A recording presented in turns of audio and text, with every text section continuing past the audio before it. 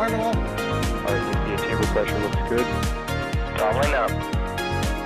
Roger, roll, Atlantic. Water towers fly! Yes! Echo Delta nominal. Body outside lead off. Bring in, let's lead off. Yikes. You bet. Concur. We don't need any more of these.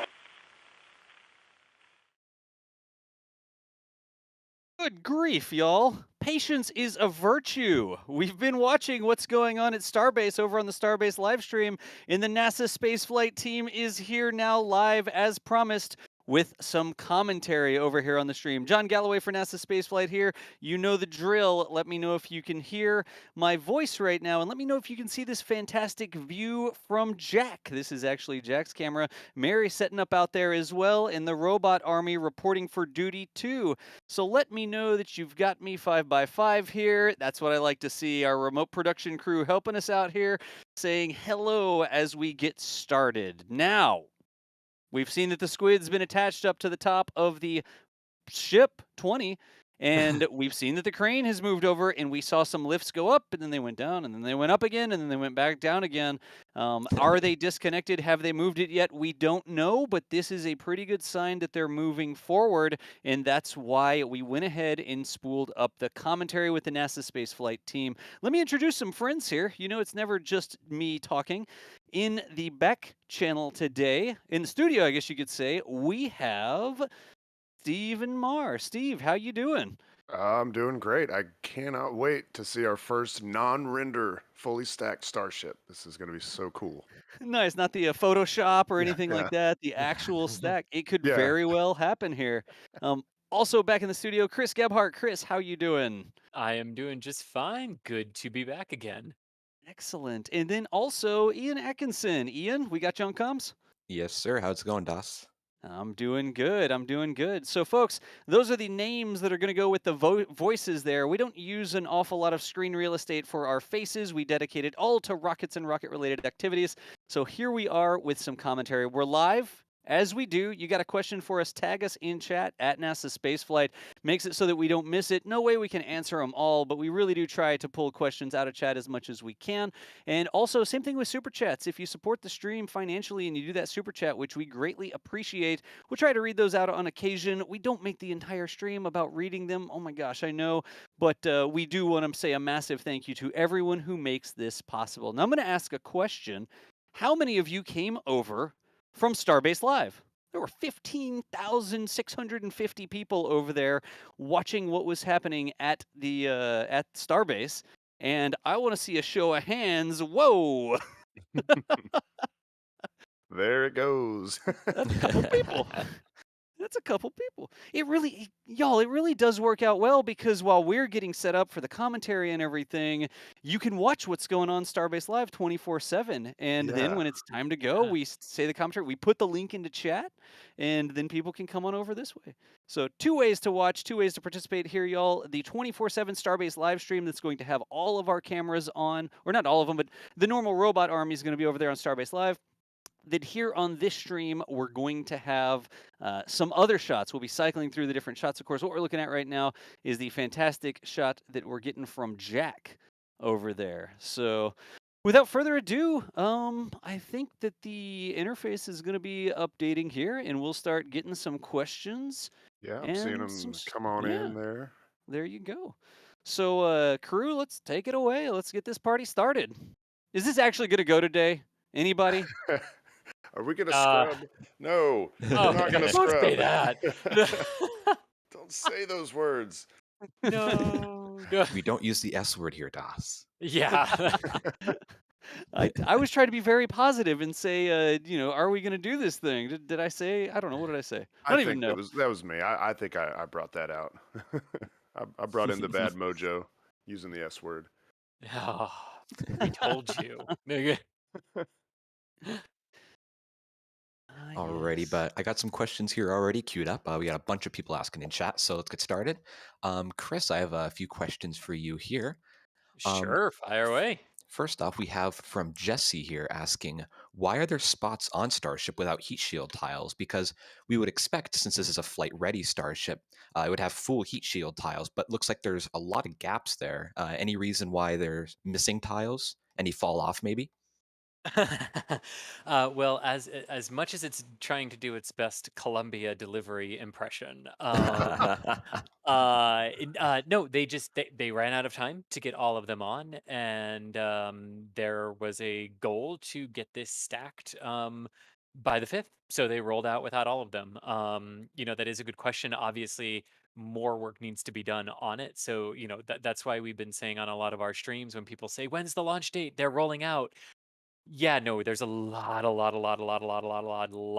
of work that is left to do here. So just because they're rolling out doesn't mean that they're close to a liftoff. Um, so yeah, lots of work left. The thermal protection system tiles are a definite huge part of that. You can see the huge swaths of the back portion of it that doesn't have any tiles yet. So yeah, they'll either have to install these out here at the test site somehow, or it'll have to go back to the production site to have that finished out. So we'll have to wait and see exactly which option it is. Yep, and to everyone watching, it looks like this is going to be a sort of fit check or a Pathfinder attachment test. It looks like they are not gearing up for flight right now at the moment. However, they're just making sure all the attachment works with the booster to the launch pad and with the ship to the booster, and also getting some nice pretty pictures along the way while you have everything stacked. Yeah, it's Well, So, sure. scratching the itch of wanting to see it fully stacked. yeah, Exactly. Who doesn't want that? Like, oh, that's Yeah. going to be amazing. But yeah, so the launch pad it seems to be nowhere near ready to support any sort of testing. The ground yeah. support equipment tanks are barely halfway done, not even halfway done, actually. There's no fueling lines to the pad setup. So right now, the pad is only there just to hold a booster. You can't put any gas in it, any propellants in it. So it's just there to hold it and make sure everything fits correctly. But that's what we're looking for today. And actually, going along with the heat shield tiles, someone asked me, how many heat shield tiles are on ship 20? Um, Oh, Did you we had finish this that question count? earlier, Ian, and I said I don't know if he's finished counting yet. Yeah. so I was considering counting, but given that there's so many missing tiles, I think I'm just gonna wait till they roll it back out with full tiles on. 'Cause I think it'd be a Oh, waste right now, but but yeah, I'll get back to you when it's fully tiled. But appreciate the interest though. that's And awesome. and actually, one more going into the heat tiles. Chris, do they plan to put any heat shield tiles on the booster too, similar to how they have on the base of Falcon 9? No. So the booster will not experience temperatures anywhere near what the steel that it's made out of is capable of handling. Basically, the booster does not go at high enough velocities coming back into the atmosphere to need a thermal protection system. And what's more, it also doesn't even need an entry burn like they have to do on the Falcon 9 to help slow it down to manage thermal loads. On the outside of the Falcon, they don't have to do that because of the difference in how the vehicles are constructed and what they're made out of. So, no thermal protection system on the booster is expected. And of course, portions of the ships will not have thermal protection system either, because they're basically they're if you think of the black tiled sections as the belly, right? Then their back doesn't need any thermal protection system because it's not going to get hot enough to adversely affect this steel that the vehicle is made of.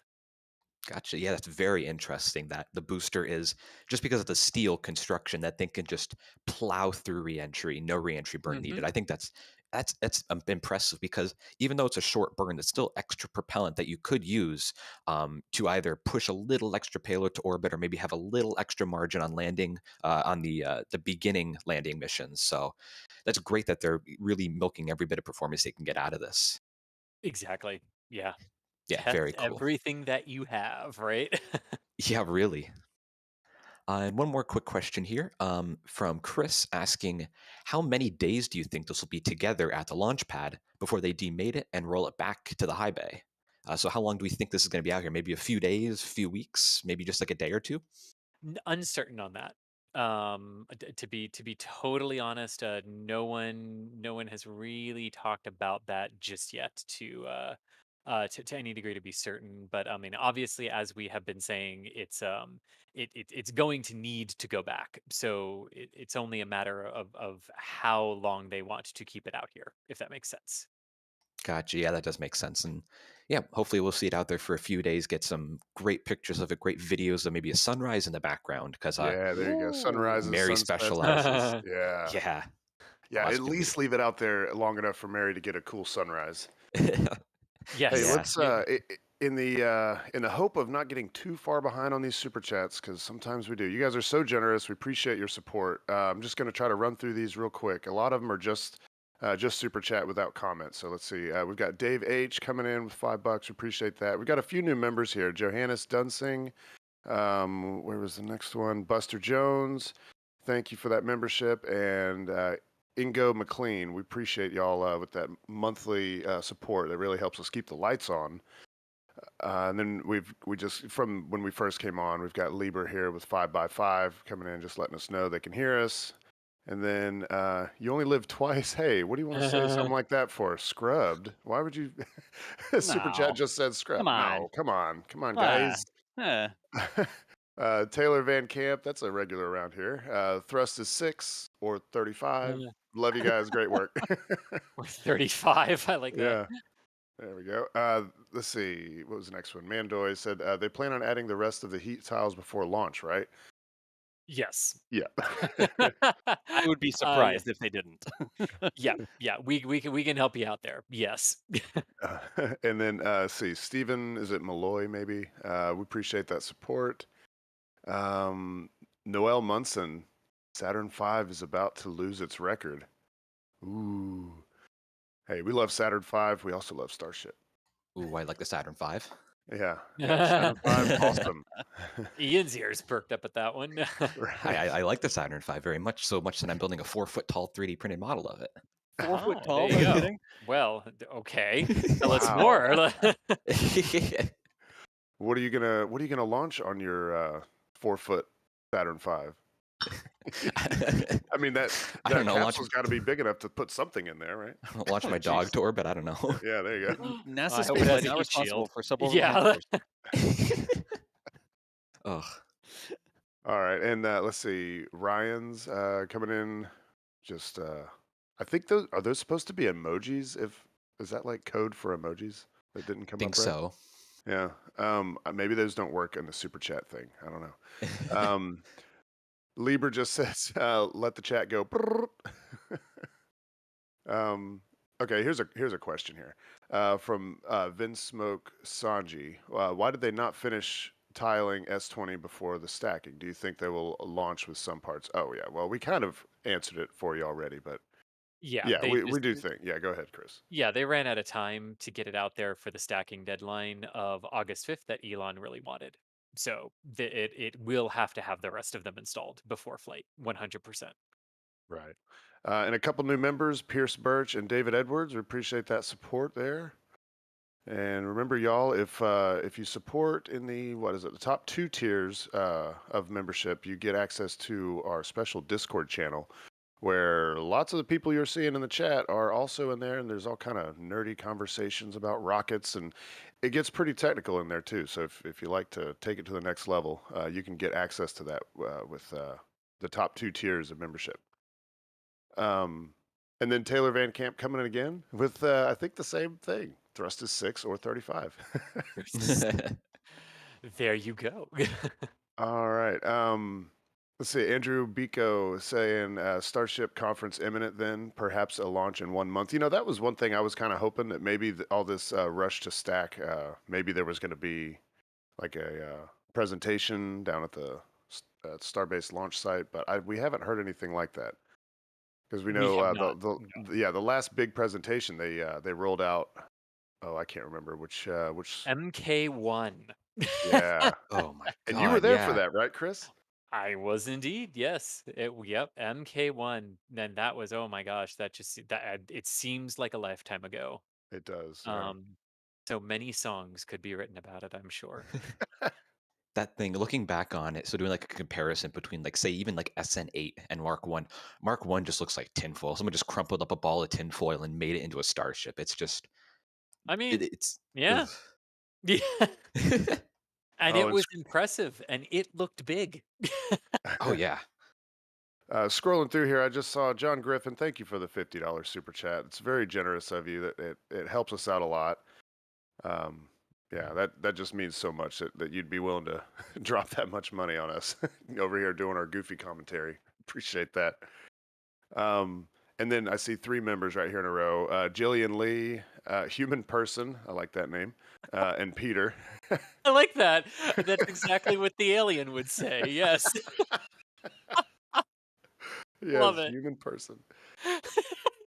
I really love that. Keep going, Steven. Okay, yeah, I'll keep going. And then Elizabeth Chase, appreciate that support.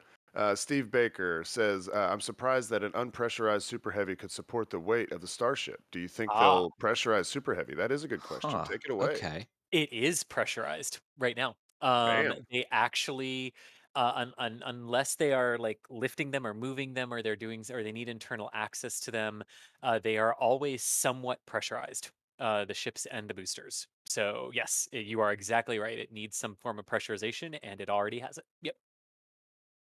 Wow. Okay. True Blue Wit coming in with $100 super chat. Oh my goodness.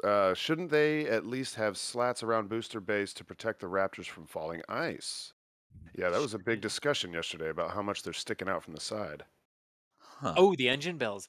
Yeah. Mm, yes. Now, again, I will say that just like we see the ship out there now not complete, it's important to note that the booster might also not be complete. Hmm. That this might just have been the configuration they needed it in for the fit check, but it might not have everything that it's going to have. So there might still be skirts, there might still be protective covers and things like that that go over them. I think looking at how they chose to roll the ship out can help inform us as to the fact that the booster might not be totally complete right now as well. Right. So great question. But yeah, it Yeah. will be interesting to see when it's ready for some other testing, what do they change about it? It will be Mhm. very interesting to see that. I mean, look, even with Falcon 9 when it was in operation, we still saw changes from time to time. We haven't seen a whole lot of changes now that they've sort of frozen the design. But yeah, you know, SpaceX changes things. When they learn new things, they change them. So never take for granted that what you're looking at is the final design. Yeah, this is just the minimum. We talked about it yesterday, actually, on stream. The minimum viable product. This is just something that they've gotten that's pretty close to the final design. Has a lot of elements that the final design will have, like the Raptor engines, heat shield tiles, working with liquid methane and stuff like that. But also, this is just enough to get the Starship Super Heavy system into orbit or close to orbit, just to test the overall system. Then once they get the system working, they fine tune all the little details. They make the Raptors more efficient. They make the tank walls thinner, things Yeah. like that. Yeah, and too, like what you were talking about, minimal necessary configuration. So same with this, right? This is just the minimal necessary configuration they might need for a stacking test. That literally might be all they plan to do. Right, and then they have to be changed for other things and other test campaigns. But, they could also do a lot of that work at the pad potentially. So it's all like what you were saying, like minimum needed configuration. This might just be what they needed to stack them together, and then they need work to do to be in a good configuration for a static fire or something like that. It's all very fluid, and applying how other rocket companies normally do things to the way that SpaceX has been uh doing things is, never necessarily a good thing. Okay. Well, wow. When I started running super chats, I was only 8 minutes behind. Now I'm 11 minutes behind. Yeah, that means y'all are so generous that I cannot keep up. I'm gonna hit a couple more, and then I want to go back to our at NASA Spaceflight queue because we definitely want to get to y'all's questions. We don't want to rely on it being a super chat just to answer a question, but we definitely want to thank those that do. Let's see. We got Mark Jennings. I wonder if stacking now lets them test the fueling couplings from B4 to S20. Thanks for the coverage. What do you think about that? Huh. Okay. Maybe they. So Okay, so like we said, there's no fueling system at the pad right now. But what they may be able to test is the physical connections, because so there are going to be connections between the booster and Starship if they choose to fuel Starship through the booster, which we're not entirely sure whether they're choosing to fuel Starship either up through the booster or from the side through the tower. So in theory, the pipes should be there. They could just connect them from the top of the booster to the bottom of Starship. But maybe they could do pressure tests because they do have super heavy pressurized. Maybe just open those valves up. Open those valves up and test leak check the connections. I'm not really sure. Yeah. We'd have to see how much testing they actually want to do here. Yeah, and that would be sort of a hard thing for us to confirm just from watching, from these views here, because once it's stacked, we can't really see what all's really hooked up underneath there, right? Yeah, exactly.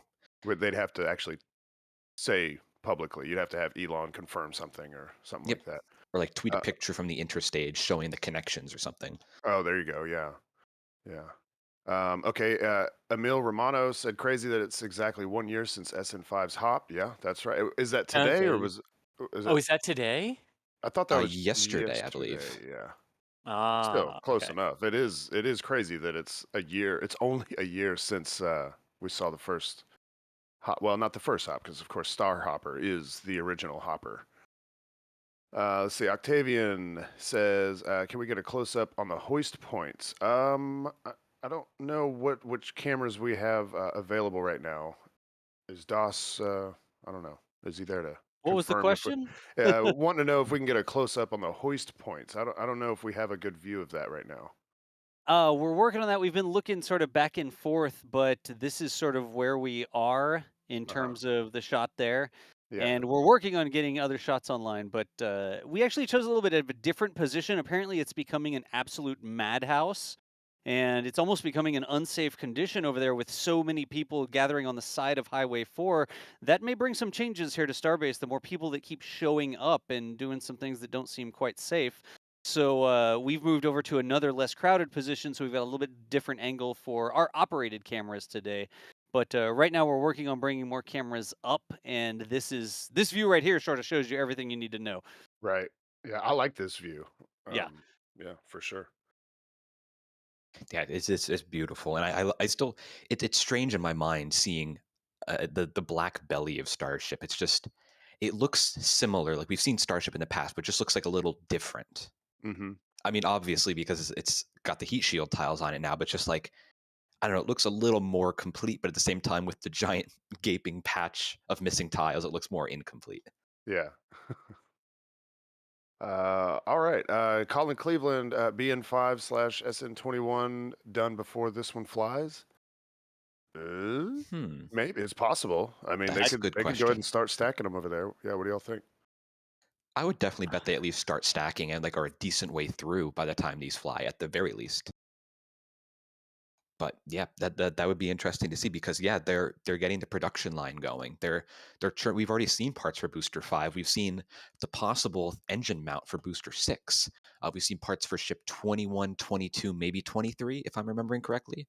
So Mhm. yeah, they're just grinding out ships and boosters. It's gonna be so fun to just watch them just fly, fly, fly in a few months.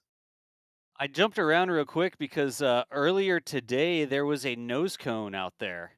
We saw another nose cone coming off the assembly line, and I don't know for sure. I think it's not there anymore, so I wonder if it didn't go into the windbreak. But I earlier today saw a nose cone sitting out there in that yard past the mesquite. I know.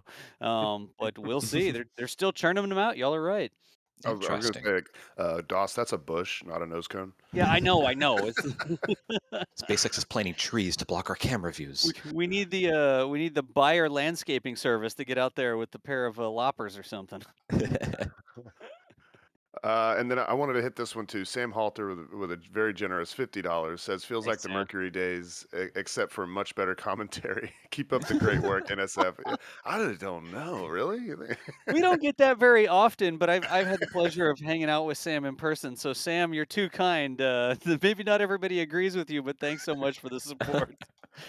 That means a lot, though. And yeah, this does remind me of 60s era NASA of just doing things so fast, multitasking, because they were working on the Gemini and Apollo programs during the Mercury program, and they were just doing step by step by step by step, no pausing.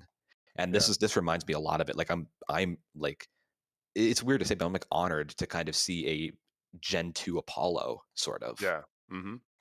See, I was gonna say that the commentary sounds like Dingo and Baby in the mornings, but a whole other thing there. It's the morning zoo. Yeah, the morning zoo, honk honk, like all the Yeah. sound effects and Whoop stuff. whoop whoop whoop. But Ian, this is really cool. I mean, Yeah. I this is gonna fly in our lifetimes. I don't know. I mean, I think that Elon's sheer force of will make this thing fly, and we're gonna see some really cool things happen with the Starship system. Yeah, I cannot wait to see what happens even in the next 5 years. It's there. I have no idea what's going to happen in the next 5 years. Starship landing people on the moon, maybe landing people on Mars, Yeah. but just making like space flight more and more just boring, really. Of just being like, oh, there's a Starship flight today. Oh, neat. So anyway, did you cut the grass today? Like Right. it's gonna be neat just to be like, oh, there's the fifth refueling flight just lifted off. Oh, cool. Like about as boring as seeing an airplane fly over. Yeah. Oh, I hope not. I want it to always be fun. Yeah, and I But think you're I'll right. always Yeah. find it fun. But Yeah. anyway, I just hope it someday becomes cheap enough that I can at least fly on it. Even if it's just point yeah, to point, I would love to fly on it. yep.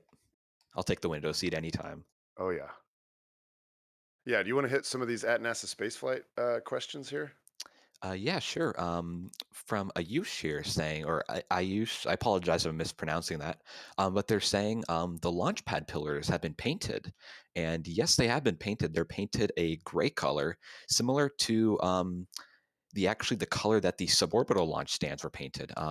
So previously they were white, just probably just to protect them from rusting, but they have painted them gray over the past day or two. So that's nice, kind of getting it back on the paint scheme. But yeah, little minor detail. But when we have an up close view, we'll be able to show you that the launch pillars are now painted gray. And from 404 photos here, saying, will they cryo test and fire the engines before they stack or launch? So given that ship 20 is about to be stacked now, I don't think they'll do it before they stack it, but very, very likely that they will do at least cryo testing and a static fire on both the ship and booster before they launch. We haven't had direct confirmation of that, but they have installed the thrust ram at pad B. So it seems like ship 20 could go there. They have to remove the engines first, but it could go there for cryoproofing and then potentially a static fire. And same with Booster 4 on the orbital launch pad. But we'll have to see exactly how quickly they want to do things, what they're comfortable doing and not doing. But good question there, though. And from Thomas here asking, what's the thrust to weight ratio of Super Heavy? Chris, do we know the thrust to weight ratio of Super Heavy? Ultimately 1.5 per what Elon said last. Gotcha. Yeah, 1.5. And from Eric, how many Gs will an astronaut experience with a full orbital launch? I don't believe we have any specific numbers on that. Is that right? Not for Starship, but 3.5 is usually where they throttle things back on other rockets at max just to maintain G-force loads.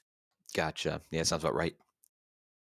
And real quick, I threw another camera into the mix here. We've got Mary's camera set up now too. So both Jack and Mary are both out that way to escape the zoo that was directly across from things there. And we're gonna watch what's going on here. Is hopefully we get this lift shortly. I just saw in chat Musical Wolf saying Starship looks like an Oreo. A very tall Oreo. Yeah, it's like the extra stuff, but just extra cracker. Yeah, extra. Yeah, the other way around. Jeez. This is like the worst Oreo ever. It's like a teeny tiny bit of filling and like massive amounts of cookie on either side. It's just a chunk of cookie. Ugh. If you like Yeah. this Oreo, we can't be friends. I'm not sure that I would eat this Oreo. Oh, brother. We have a question here from Ash Parker saying, what are the black tanks near the bottom of the booster? Chris, what are those little black tanks at the bottom of the booster? Those are the COPVs, or the composite overwrap pressure vessels, for tank pressurization and to assist some with engine operations. Yeah, and that's yep. That just like Chris said, to pressurize the booster and keep everything at flight pressures. Now those normally would be on the inside, but it seems like they're comfortable putting them on the outside, at least for the early development flights of the booster. But yeah, it's strange, at least to me, to see COPVs mounted on the outside of the booster. That's very interesting. And from Ben here asking, what is the importance of fit checks? Feel like that should be one certain thing in development. So what are fit checks? Why would they want to do a fit check, Chris? What's the point of them, really? Well, sort of what the question was saying there, wouldn't you have confidence from the design schematics? Well, Ah, yeah, okay. but why would you not want to check just to make sure everything was actually built perfectly? And this is a great opportunity to find little things that in modeling don't present until the real world thing is actually here, right? You want to make sure that everything is working. You want to make sure that you've got good connections between the base of your vehicle, between the vehicles as well, that they can talk to each other as they're supposed to, as they'll need to as they're going up. So yeah, these types of fit checks. We see them at launch pads all the time. Well, they will roll pathfinders out, or they will roll first flight vehicles out to launch pads to undergo fit checks and fueling checks and everything like that well ahead of the first launch, because you don't want to be discovering all of this stuff for the very first time when you're trying to actually get off the ground. Yeah. And ooh, a question from William here. This is an interesting discussion question. Do you think SpaceX should name starships just like NASA named shuttles? What are your I guys' do, thoughts on that? yes. I think it'd be great.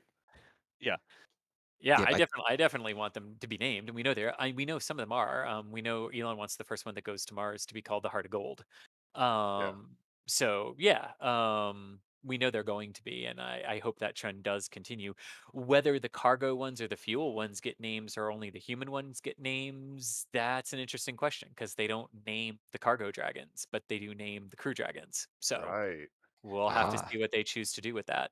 And I saw, of course, in chat I think I saw a couple people suggest Starship Enterprise. Makes perfect sense. I like that. Indeed. Yeah. That would be good for Ship 20 as sort Yeah. of the initial one, just like how Enterprise was the shuttle that did all the initial flight testing. I mean, Uh-huh. maybe that would have been a better name for like SN8 or so, but Yeah. yeah, interesting. Operational ships are usually given the name Enterprise, which Shuttle Enterprise was Aha. originally supposed to be. So, yeah, I don't think I'd want one named Enterprise that's just going to get thrown away Oh, that's Oh, true. I yeah. didn't even think on about flight that. Yeah. one. Yeah. Yeah, that would suck. But yeah, maybe the first yeah, whatever. But yeah, I think that'd be cool to name like the even the HLS starships, like have the Artemis 3 crew name it or something. And have like the first Mars ships, the first moon ships, all of that I think would be very cool. The first crewed LEO ships too. I think it'd be very neat to see what names they can come up with. Hey, that black structure we're seeing on the ground there, kind of towards the right, to the right of the tower, is that what was the yellow structure? Didn't they paint it? Am I seeing that right? That I'm not sure. I know they did have black truss structure segments that they could have welded together. Oh, that's right. Um, They had like the big black pipe things that came in like kind of partially assembled on trucks, and then yeah, they started welding them together. Yeah, that was while I was there. yeah, That like might. half a piece. Yeah. Okay. I'm just looking around, seeing what I can still recognize, because it changes so much, and now I'm like, it's also different from when I was there." Yeah. God, I want to Y'all, get down there so bad. suddenly, suddenly something started flashing on my screen over here, and apparently there's a secret message being sent to me from the live stream control room. Apparently, Michael is telling me that he wants some more cameras. He needs 2 more cameras to fill in the 3 by 3 grid there that he's watching in the control room. So, Hey, cool. pretty That's a cool glimpse into what y'all see behind the scenes. That is yeah. awesome. There's, all the cameras online. Also, he's got Danger on vacation, so earlier today, Jack and Mary moved Danger Cam. Remember, working with SpaceX, we had to pull Danger Cam from that close-in danger position, and we've sent it on a beach vacation. It's actually hanging out right next to, the beach cam right now, so we have 2 shots from the beach, wide and tight, yada, yada, yada. So anyways, I had to bring that up all of a sudden. That gave me that gave me a chuckle. Oh, they carried it out to beach cam? Oh boy. Yep. Yep. That's a slog. It's a little bit of a slog to get out there, isn't it? Yeah. I've got a Ugh. picture of my car on the sand. It probably never happen again. I was like, driving a car on beach sand. That I wasn't sure that I would be able to do it, and I saw some Yee. tracks, and I was like, okay. I checked my phone. The tide was going out, like it had just passed high tide. I was like, okay, I think I'm safe for the next 6 hours. So let's do this. And actually, we have a little comment here based or about naming. I think Chris, you might find this funny. They need to have Constitution before Enterprise.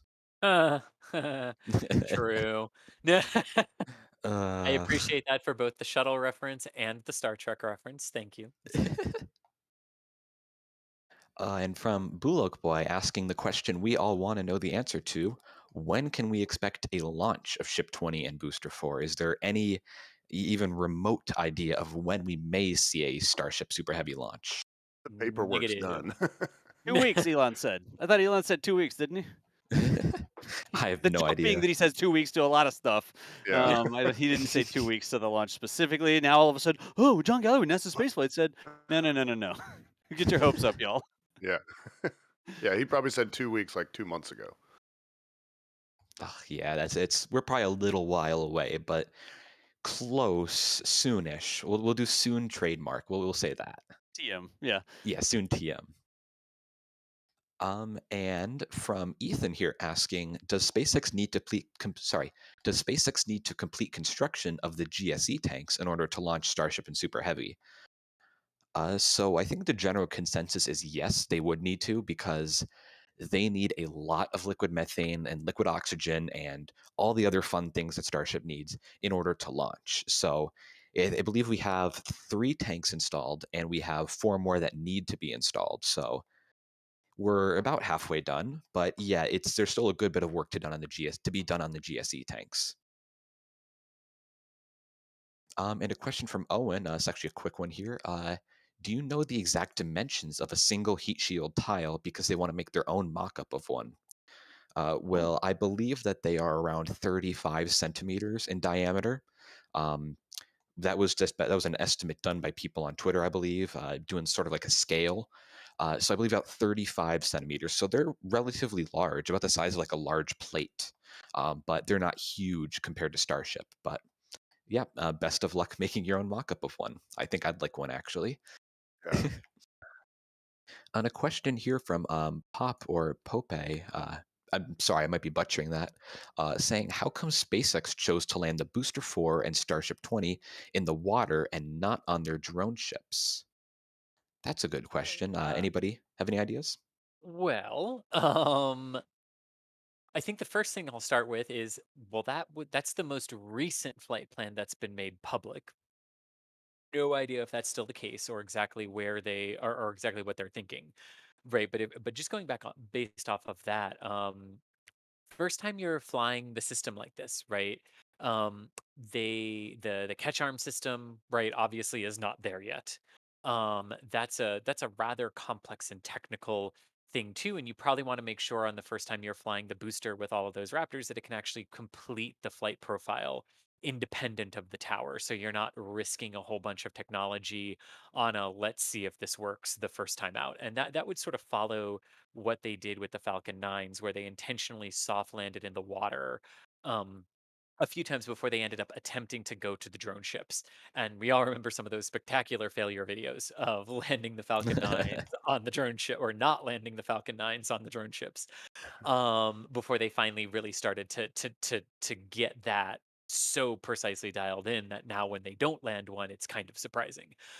So there's definitely that element to it as well. And for the ship part of it, remember that the stainless steel that they or the steel that they use on these vehicles is almost capable of surviving atmospheric reentry from orbital velocities without a heat shield. Remember, there was a time when Starship, in its entirety, um, did not have a heat shield because they thought maybe they'd be able to polish it enough to reflect some of the heat. So this is something that can survive atmospheric reentry. So putting it fully orbital would mean if the engines did not reignite, you now have something that will naturally decay somewhere across its ground track that can survive atmospheric entry. So don't do it. Make it purposefully suborbital and target just north of Hawaii because that's outside of a lot of shipping lanes, and you can come down very passively there and still test the entire flight envelope, but not have to risk technology, not have to risk the ground infrastructure as well.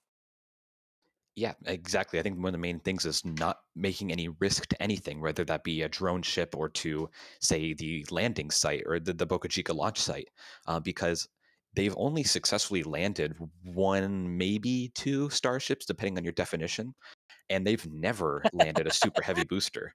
They've never launched a super heavy booster. So there's a lot of unknowns and a lot of risks going on here. So even just doing an ocean splashdown, and I saw some people speculating that they may do a sort of simulated landing burn where they say, hey, the ground is actually 1,000 feet above the ocean, Starship.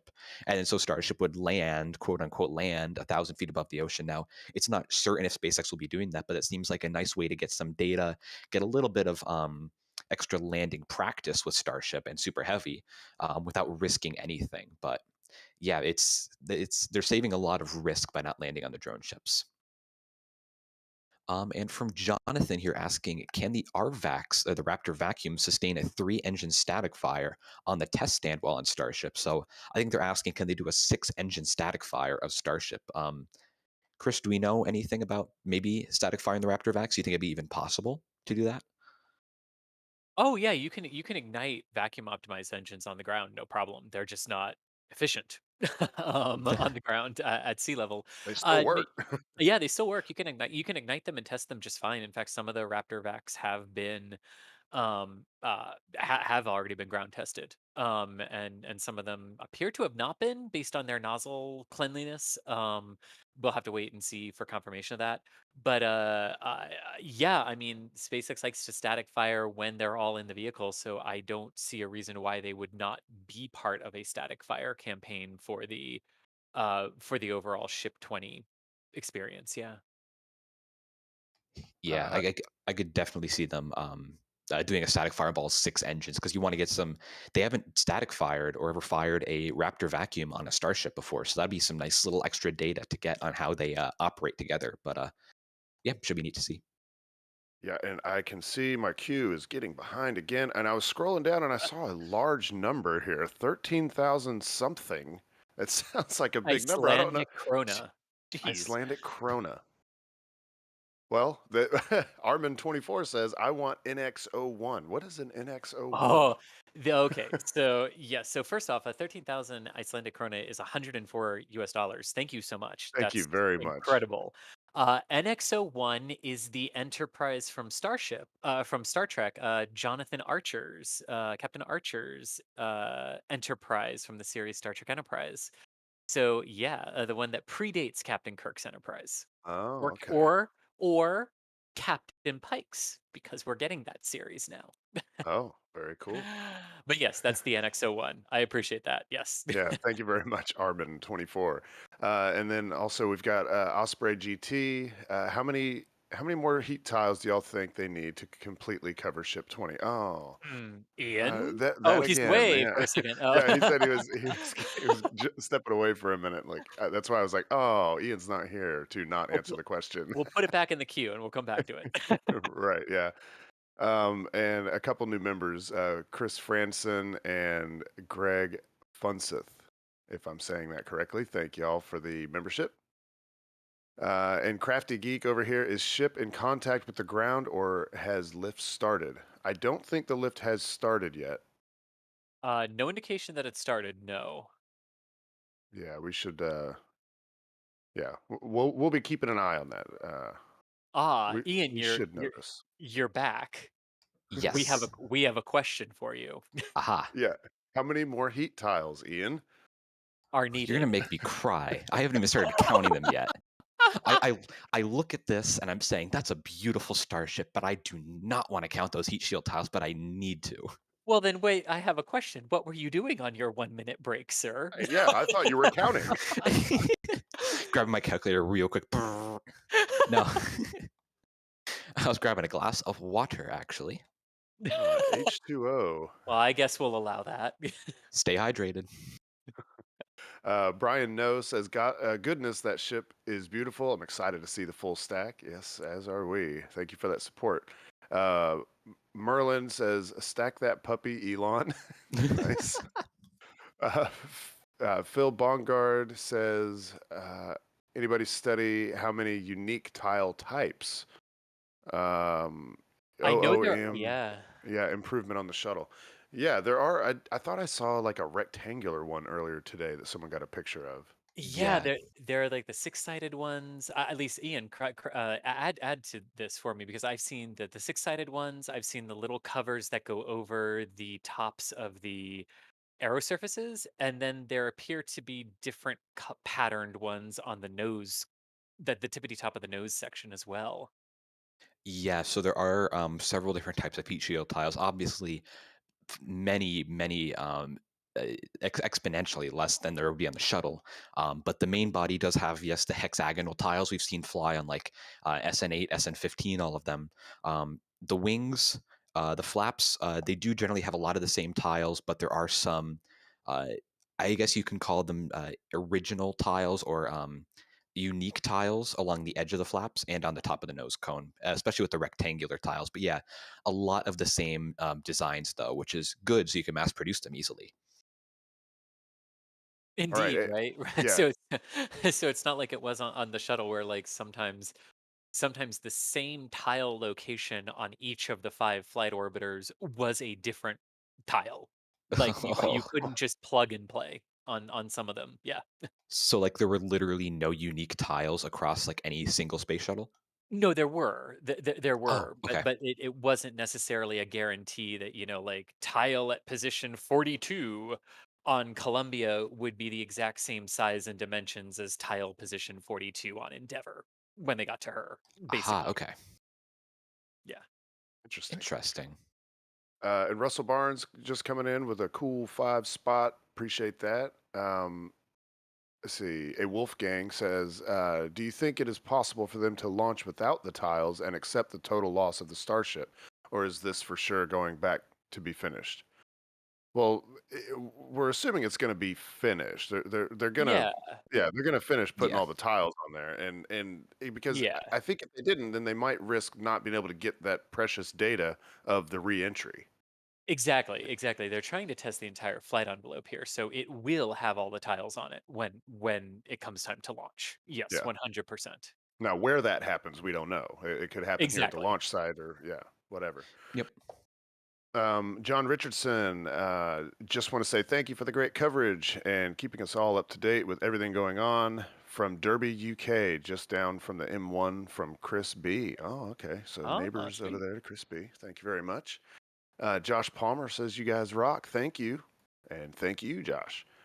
Um, let's see. Ken B donated yesterday for the cam team. This one is for Michael and the tech guys who make this happen. Thanks for all you do. Yeah, we appreciate them in the back channel pulling switches.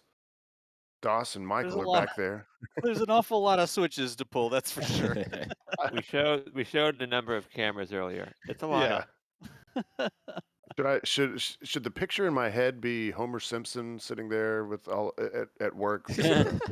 Less nuclear reactor and more, more monitors. I think. Yeah. Well, I mean, if it goes wrong, you have 33,000 people upset. So it sort of is a nuclear reactor. But thank you I for the Yeah. support. I appreciate it. Yeah, I Uh, think it should be said that none of us have official training for handling things like this. So self-taught. Stay in school, kids. But making it up anyways, as we go. hey.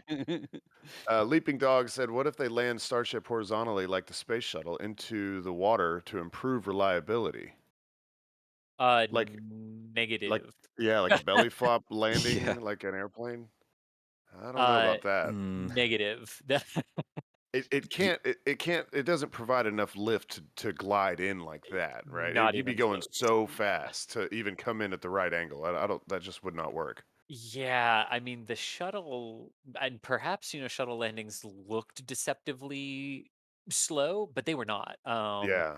They absolutely were not. The shuttles touched down at like 95 meters per second. Um, And what is the standard touchdown speed of a commercial airliner?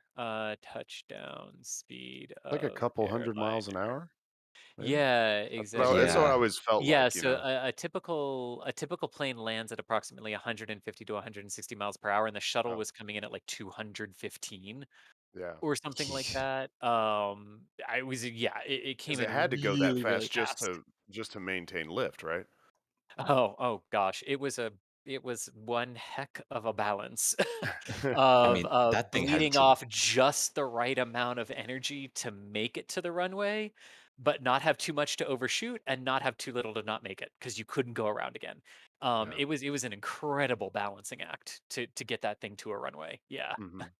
I mean, that thing had drag for days with the flat back with the engines. It Oh, wasn't like an airliner where it's like a smooth little nose cone tip, which I actually did have for the shuttle for transporting it.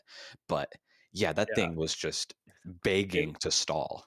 It was a Yeah. brick is basically how they described it. Like, yeah, and it descended at like 19 times what a normal airliner descends at, Wow. Yep.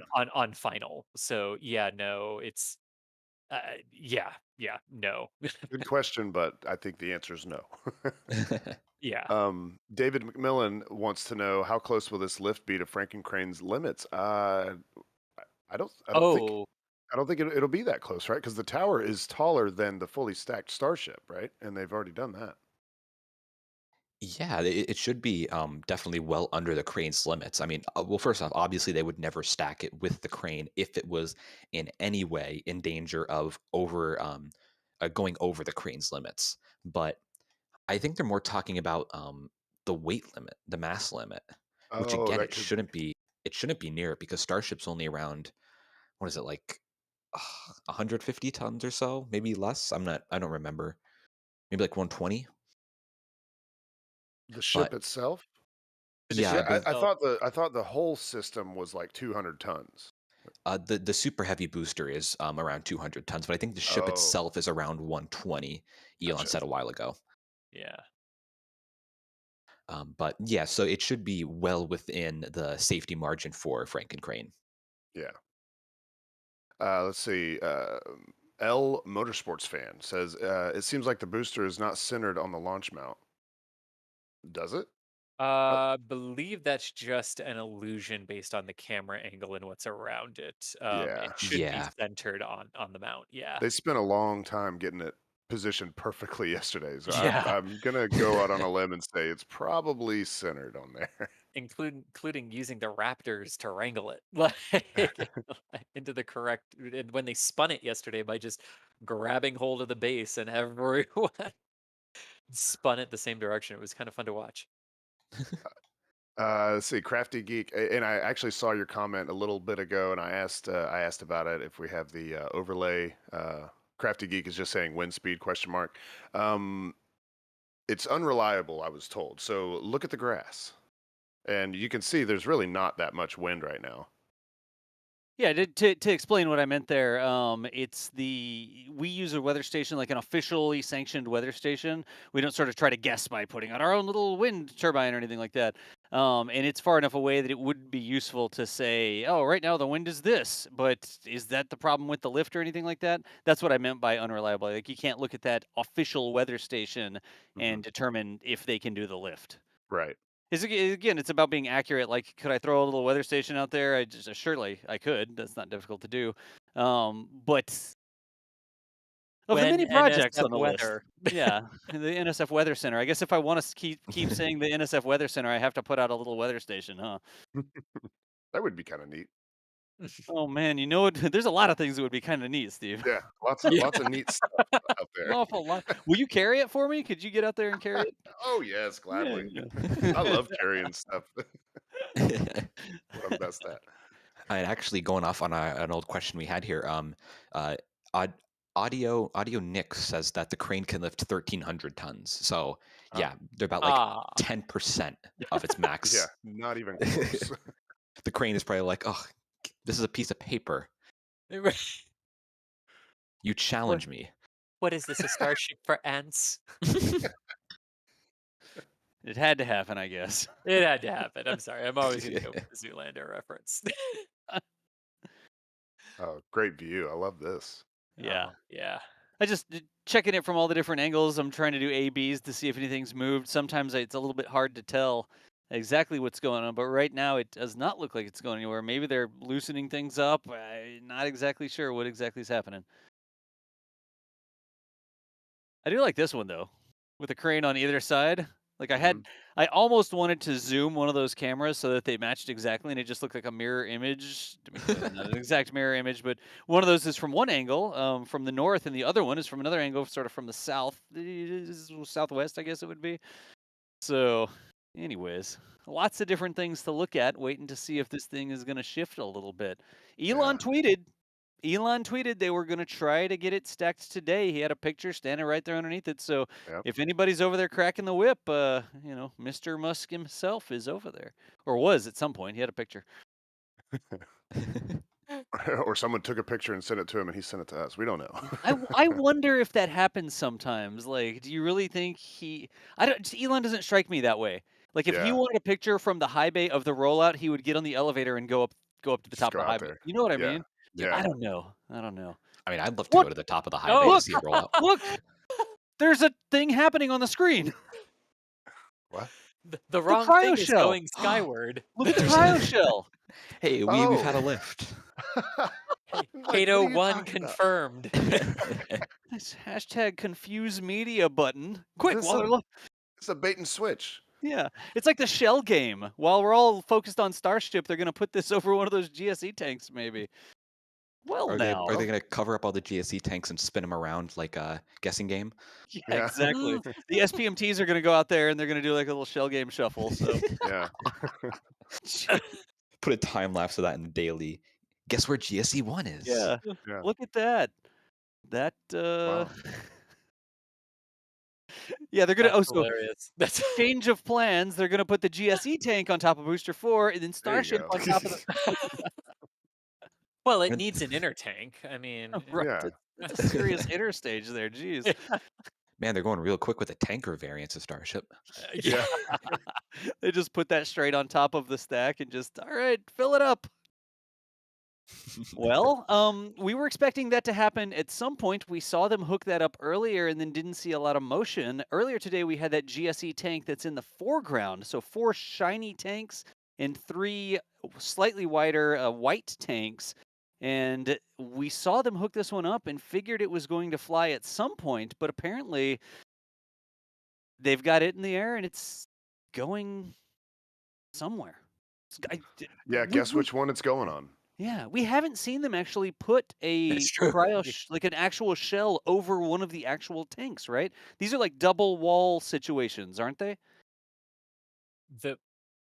What do you mean by that? I'm unfamiliar with that term. Oh, like the shell and then the inner tank. Oh, we- yes, for like the thermal protection and the thermal insulation and everything, right? Yeah, that's. I thought our understanding was at some point they were going to actually put this shell over the other tank, so you have the Yes, internal okay. pressure vessel. Yes. Okay. Sorry. I'm sorry. I just totally misunderstood what you were. Sorry. The term double wall threw me. Yeah, it's That's like all. a thermos, I think. I don't know if that's a real thing. Yeah. No. Exactly. They sort of go. These shells go over the actual tanks, and then a variety of things that you put in there that you can use, like cryogenic nitrogen. Usually is a nice and inert substance like that that you would put in there to help keep everything, nice and chilled down, so that when you actually pump your either liquid oxygen or liquid methane into the tanks, you're not fighting the same boil off rates, and the propellants and oxidizers can actually stay stable within those tanks for fairly long periods of time. Yeah, and also you're not dealing with wind accelerating the kind of cooling or warming up of the tanks, and also the sun too. So Exactly. you've got a lot of advantages by having a sort of double wall there. Mhm. Yeah. And that way you can hang on to more of your fuel and oxygen. Yep. And if you're going to be refueling starships and super heavies, doing dozens, if not hundreds, of launches launches per year, having less boil off is really going to add up, and you're going to end up saving lots of money in the long run. Well, if the goal is to turn the booster around in less than an hour, Yeah. Yep. how many propellant tanks do we need? I think is the Right. bigger question. In a constant stream of trucks bringing it in. I'm Exactly wondering- right. I'm Just wondering if a direct eventually. line from the propellant production plant, That's what I was basically. about to say, yeah, because 'cause they're making their liquid oxygen there, so have a pipe, like a I don't know, an insulated pipe underground running from there, and then maybe have a second one, you have the trucks drop it off at the methane or the propellant production site. So you don't need to have them drive all the way and open the pad up and everything. Huh. Yeah, it'll be fascinating to see how they handle. I mean, if that's the goal cadence, and I'm gonna say goal cadence on that one. I mean, that will truly be fascinating to see how the just the sheer amount of infrastructure that will be needed to support that. Yeah, I cannot wait to see this place because they're actually planning to do an exact copy of this orbital launch site. They're gonna have this will just be Pad A. Then you'll have Pad B, which they'll probably start building. I don't know sometime. Um, and yeah, they're gonna have a copy of the GSE farm. They're gonna have a copy of the tower, copy of the launch mount, and I can't wait to see that. Yeah. Yeah, well, I think we have our answer of which tank this cryo shell is going over. It's, Yes. I don't know if this is door number 3 or door number 1. It depends on which way you're looking at it. But Yeah. I think actually it's tank number 5. well, that doesn't make any sense. Yeah. Well, it's I don't know. I don't. it's at least the one without the hole in the side of it. ah, Right. yes. Yeah. So you can see the Very lift cool. up around it there, and it certainly looks like that tank is in shade now. It's not shiny on the top like the other ones. So that is the bottom of the shell. That's why the top is so dark. It's not just in shadow. That is actually the reflection of the bottom open end of the cryo shell, isn't it? I think it is. Yeah. Oh yeah, Ah, yeah. Look at that. If that Cool. starts, somebody keep an eye on the Starship too. If that thing starts to move, let us know. yeah. They're just trying to distract us. Jeez, I told you it's a shell game. Well, Uh, It's a cryo shell game. Anyways, okay, well let me run through some of these super chats right quick. Chris Cockburn, well, just some money. Is that's 20? Is that what is it? Help me. What's that Pounds? symbol? Is that pounds? Okay, I don't. I was gonna say francs because it kind of looks like an F, so I don't know. See, Kieran Morris. Now this is from 49 minutes ago, so I'm not sure what the reference is to, but I see a new T-shirt turning up. I wonder what we were talking about 49 ah, minutes ago. That was oh goodness, good question. yeah. Let's see. Falu Fluff. Do they need to pressurize the booster to hold the weight of an empty starship? Well, take it away, Chris. We did answer that earlier, I think, but it never hurts to answer it again for anybody that just stumbled upon the stream. Yeah, indeed. We actually found out that the starships and the boosters are normally pressurized to some extent when they are being moved, when they're being, unless they have to have access to the inside tanks, or they're doing something really critical where where they wouldn't want a slightly pressurized system. But most of the time, there is some pressure inside of them. Right. And then Bill McDonald just said, thanks for all the coverage. Well, thank you, Bill. And then Michael O90 said, let's get this thing stacked. Yes, I concur. Starbit just helping us out with 50. I'm not sure what CZK is. Check. Swiss francs, probably Oh, Swiss. CZK, maybe. I don't. I something. I don't know. Sorry. Well, thanks either way. Brennan Dagan. Okay, NSF community, who's going to count the heat tiles and give us a number? NSF team, what are your guesses? Well, that's Well, going to be Ian at some point later tonight. I think that's his homework. or we Oh, there's going to Ryan. be a lot of tears, I'm gonna a lot of crumpled up paper, I'm a gonna lot of write throwing the down. calculator across the room. Well then I said homework, so correct.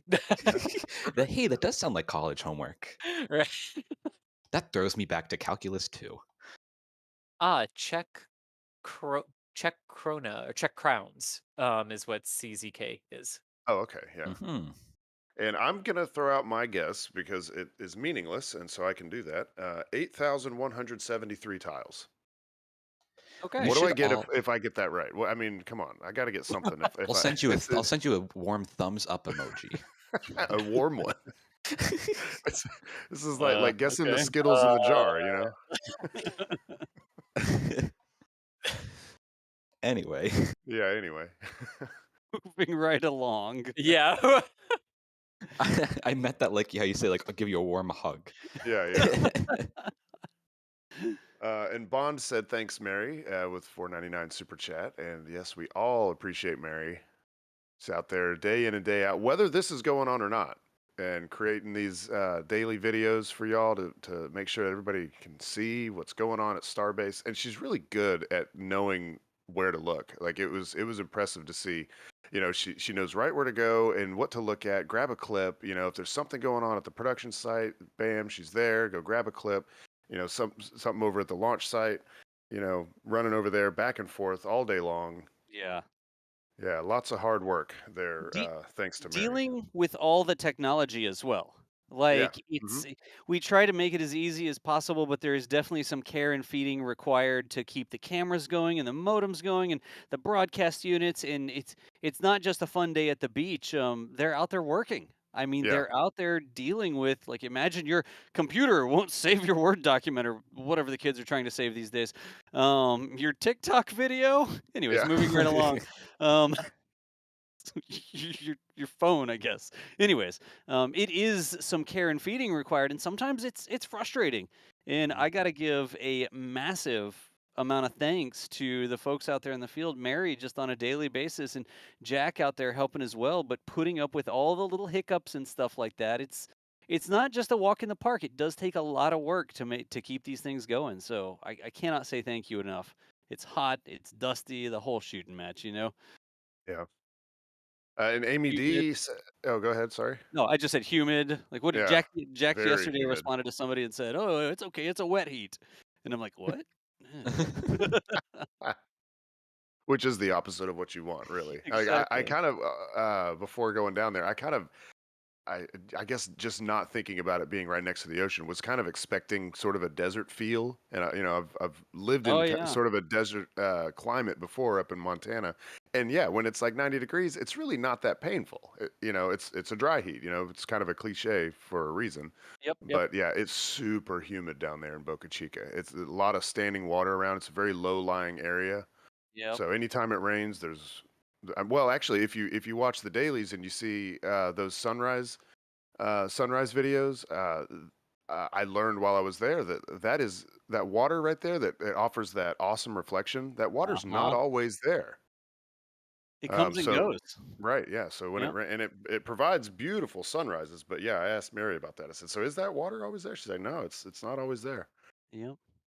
Um, Amy D said you should do a scale model of the building uh, Saturn V currently resides in. Oh, like the one Oh, at Kennedy or something?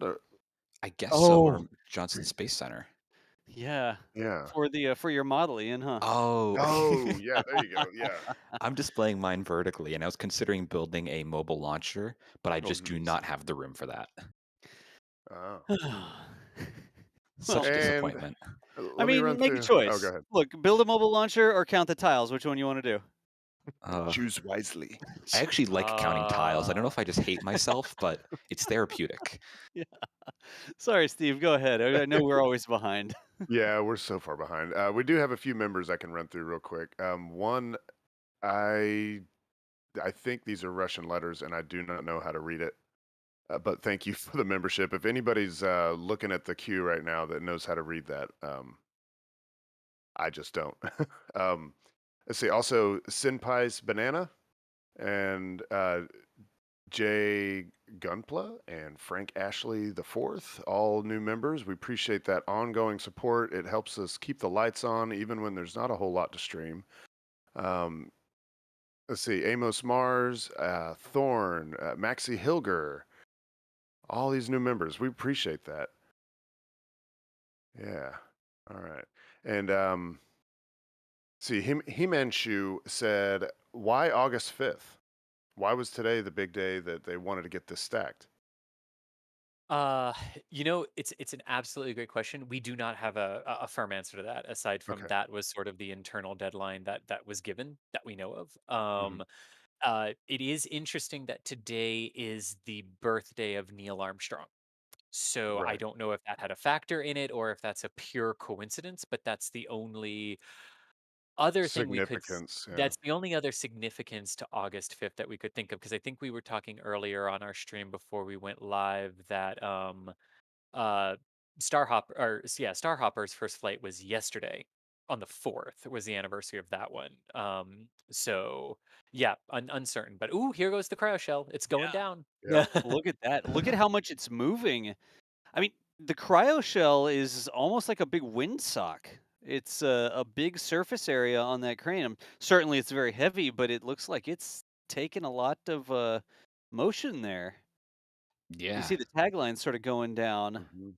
I but mean, it, it's just really just a giant steel shell. Like it probably yeah, weighs not a lot for its size, really. So the wind is probably Relative, blowing yeah. it around. yeah. Yeah. I Yeah. wonder if it's like a thinner millimeter stainless steel or a thinner steel than the tanks themselves because it doesn't have to hold the pressure. That's what I was sort of thinking. Like, is that thing lighter than the tanks we normally see, like the thicker stainless steel? I don't Yeah, I was know. curious about that too. Are these lighter than, because their circumference is bigger, but they also don't have a bottom. So are they heavier than the GSE tanks themselves? I don't No know. I think it idea. depends on the thickness of the wall. You know. Yeah. I mean, looking at it right now, very roughly, it seems like the individual ring segments of the GSE cryoshell seem to be close, if not the same, to those on the GSE. So I'm wondering if they're just using the same Starship rings or the same Starship steel rolls and just making larger rings. Or Oh, maybe they have special material. I'm not 100% sure on that. the other team is coming in to assist. Yeah, we got to keep it from blowing over this way. Oh, grabbing the tagline there. Okay. Yep, grab the tag. Yeah. I love the fact that we've got the side by side here. Love it. Yeah. Yep. In case you thought they were only focused on the actual ships and boosters. Right. Yes. Rich F says, looks like they didn't get all the cover sheets on the TPS. Did they get that memo? Oh my god. What they day is it? Thursday. yeah. They totally did. There's just the deadline to get it out there and get it stacked today, but still plenty of time to add the rest of them because we are nowhere near a flight, so no worries there. Yeah. John McCreary said, do we know if the thermal protection tiles are attached by hand or with robots? I think it went into the high bay naked, so this gives us an idea on how fast one or the other can get it done. No, they both went in with a fair amount of tiles on them. Yeah. Both of the sections went into the high bay for mating with a fair amount of tiles. They did do some tile work, it looked like, in there. But they both went in with a fair amount already on. And they're Yeah. put on by hand, aren't they? Yes. At Yes, right? least They haven't switched to anything other than hand just yet, right? they may be doing robotic installation on like the tank segments, so inside the tents maybe, Mhm. but outside the tents, it's almost certainly by hand. We've seen what's a nose cone. They install every tile on the nose cone by hand. So Yeah. Um, Doug Dory said, thanks, guys. Does anybody know what the 490-degree turns on the GSE tanks does? A 490 490? Yeah, I'm not sure what they're referring to. Like a loop de loop? huh. Like are they talking about the pipes that like run up the side and then like bend Oh, over? It's probably The- 4 90-degree turns. Yes. Yeah. Like Yeah. 490-degree turn? Oh, That's I like was more than a like, full loop. That's more than a circle. What? I Yeah. was like, that's almost how much the station cartwheeled last week. Oh yeah, those help equalize the pressure and everything in the lines as the temperatures change, as the propellant is flowing and doing different things.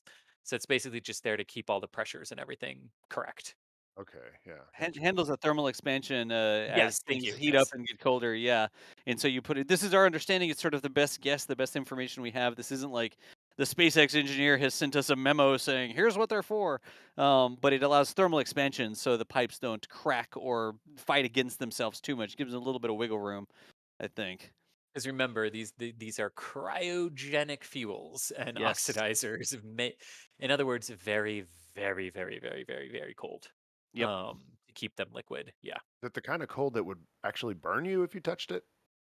Oh, I mean, you wouldn't want to. I remember I this. absolutely do not recommend. I remember It when would be more than a burn. I was at I was at Epcot when I was a kid, and they had, the little sciencey area where you go in and you just all these little things that teach you neat things about science. And there was one thing that had a bunch of metal coils wrapped around like a cylinder, and on one side it was a certain temperature that was cold, but on the other side it was a colder temperature, but it felt hot. It was very strange.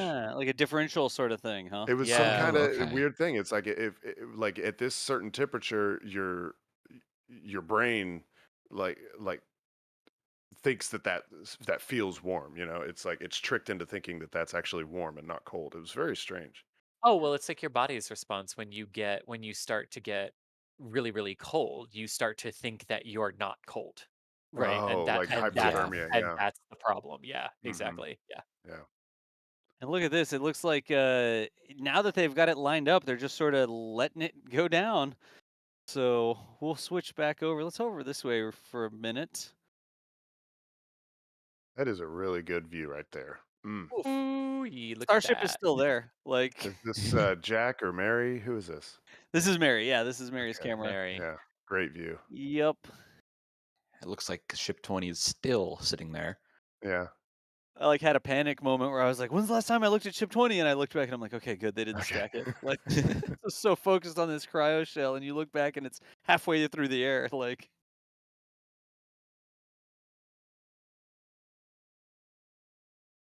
All right. I guess slogging my way through this, I just keep getting further and further behind. Thank you guys so much for the support.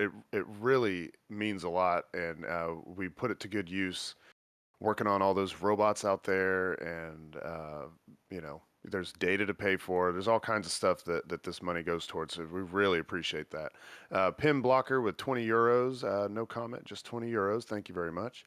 The Duder says, how Okay. is SpaceX going to put an American flag on that shiny stainless steel? That is a good question. Yeah. You think at some point they're going to paint an American flag on there? I I don't wonder how know. much they can paint it. I Right. wonder. Yeah. Have to anodize it. Huh. Yeah. That's Do it Those in heat Florida interesting. tiles. You can do it in TPS, like the little mount points for the TPS. Ah, yes. Oh, okay. Yeah, you get TPS tiles and paint them. The That'd be American flag. funny. That would look cool, like with the little hexagonal edges. That would be neat. There you go. And y'all, this is important. Like right now, the ship is not being listed up, but these GSE systems are arguably more important and more difficult to work on than the ship itself. If you remember what Elon said just the other day when he was talking with Tim, the ground support equipment is like stage 0, the launch pad itself. You can't launch the rocket unless you have all that. So while this isn't the main event that we're expecting to see here, Ship 20 stacking on top of the actual booster you can see there on the side, this work is just as important. The ship's not going anywhere unless the GSE is finished. They have to be able to provide the consumables, the liquid oxygen, the liquid methane, to the Starship in order to launch it anywhere. So I know people are like, oh, what is this? The stream says that it's Ship 20, but this isn't Ship 20. This is just as important, if not more important, than the ship itself. Yeah. And Yeah. to be And fair, we don't ship control what they 20 do is out right there. there. Right. Right. We're not the one calling the shots You over there at Starbase. If you have mean a you're problem, not, Steven? oh geez. No. I Or at least I I'm thought that's not. Maybe y'all are. Maybe y'all are pulling the I strings. thought I don't that's know. why we sent you a couple weeks ago. No. Oh, that's right. Oh, I was supposed to make a connection. That's Ah, right. that's where we Oh, I forgot to forgot. communicate. Yeah, that's right. Let's see. I saw this. Thank you, Paul. We really appreciate that. Paul LaMadeline with $50. Thank you, Jack and Mary, and the robots and the commenters for all the work you guys do. Thank you very much, Paul. We appreciate that. Yeah. Very generous of you. And I do see that we have some questions queued up from the at NASA Spaceflight queue. Do we want to run through some of these while we wait on Ship 20 to take off? Sure. Yeah, I Why was actually not? about to ask. Alrighty, I so think the official way we refer to it now is Cato 2, I right? do not understand that. Okay, Crane Cato, assisted crane takeoff. assisted Yeah. takeoff, and since we've already had one with the Oh. cryo shell, would Starship be Cato Yes. 2? Yeah. Cato 2. Anyway, bad joke that failed. Moving on. There are some high-powered rocketry fans out there that are very unhappy with us for using the term Cato, because normally Cato is catastrophe at takeoff. in Oh, high-powered Oh. rocketry. And we said Oh, Kato, and we're jokingly say crane-assisted takeoff, but I bet you some Okay. people's ears are How perking about up. how about this? It's a Kerbal Crane, so it's a K, not a C. Oh, that's totally different. Gotcha. Okay, how about that? See, we can okay. solve anything. Kato with a K. We're gonna find like a glove in the back of a white Bronco or something next. So, anyways, moving right along. Oh boy. When I heard Kato, I was like, "Is this a Star Trek reference I don't understand?" But uh, Yeah, I just thought I was do calling you it the need a wrong sec thing. do you need a second homework assignment, Ian? no, sir. How much of Star Trek have you not seen? Wait. No, no, no, no, no. Let's not get Answer distracted. the Questions, question, Ian. questions. Anyway, speaking of questions, we have a Thank question you. here from Shining Siren. They're asking, do they have any flight termination system on Booster 4 should anything go wrong during the flight? Do they have any flight termination systems? Not yet, but they will. Yes. Yeah, and they might be similar to the flight termination system we saw installed on starships 8 through 15, where they had essentially what was that? I guess explosives. Really, they just mount on the side. Uh-huh. Yeah. Yeah, pretty much that. I wouldn't be surprised if we saw more of that, maybe on the interstage or in the engine bay or something, but probably somewhere on the super heavy. Yeah, yeah. It'll be somewhere on the booster to just make sure if absolutely needed that it can be destroyed. Yeah. Yeah. And from Jay here saying, do the fins at the top of the booster pivot or fold at all? Chris, do these fold in like how they do on Falcon 9? The grid fins? Yes. Yes, they do not fold in. So they do not fold down. They do not fold in. That is their position. The only thing they can do is they can basically roll right to left so that they can help control the orientation of the vehicle as it's maneuvering in the upper atmosphere and as it's coming in. It's sort of like the same functionality that the grid fins have on the Falcon 9 is what they will do, but they will not fold down. They will simply stay like that. Gotcha. And I should add, that's just because they don't need to. It's an Mhm. added complexity. And in this position, they're actually at their most aerodynamic in terms of a deployed position. So the drag and their effect on the vehicle is actually the least in this configuration. So for that reason, and because of how powerful this vehicle is, they don't need to fold them down to reduce drag even more for the flight up through the atmosphere. And it would not be the first one that lifted off with grid fins like this deployed. The N1, the Soviet N1 moon rocket, had grid fins on its first stage that were deployed Oh, during liftoff Yeah. as well. Yes. That's very cool. I know them because after the N1 program was canceled, the Soviet Union wanted to like destroy all scraps of it. So they used the grid fins and like parts of the fuselage of the N1 that they scrapped to make like sheds and barns and things, which is you can Oh, I see did if you not look up. know that. Yeah, Yeah. there's pictures online. They made like a shed out of grid fin, and there's like you can see like pig barns made out of curved fuselage pieces. It's Oh, really wow. it's both neat and sad that it's Yeah. preserved, uh, but in this way. But yeah, anyway. Yeah. And a question here from Abhishek, I believe. Apologies. This is a little off topic, but a good question for what's going on recently. What happened to Starliner? We can quickly run Yes. through. So yeah, the very thing that quick. I was trying to make it back from Boca Chica in time for. That was the whole thing. Like, Ugh. okay, go to Boca Chica and make it back in time for Starliner. And The I'm thing that back, and it hasn't yeah. happened yet. Oh, well, it's the thing that I need to know what it's doing so I can go to Boca Chica or know when to go to Boca Chica. Exactly. Yeah, so the latest on that, the quick rundown on that, they are back inside the vertical integration facility at Slick 41 at the Atlas pad. They're undergoing checkouts right As of now. just like a couple hours ago, right? Didn't they just Yes, roll back? yes, they just rolled back today, but they're undergoing checkouts. They're still trying to figure out exactly what caused the erroneous valve positions inside the propulsion system of Starliner.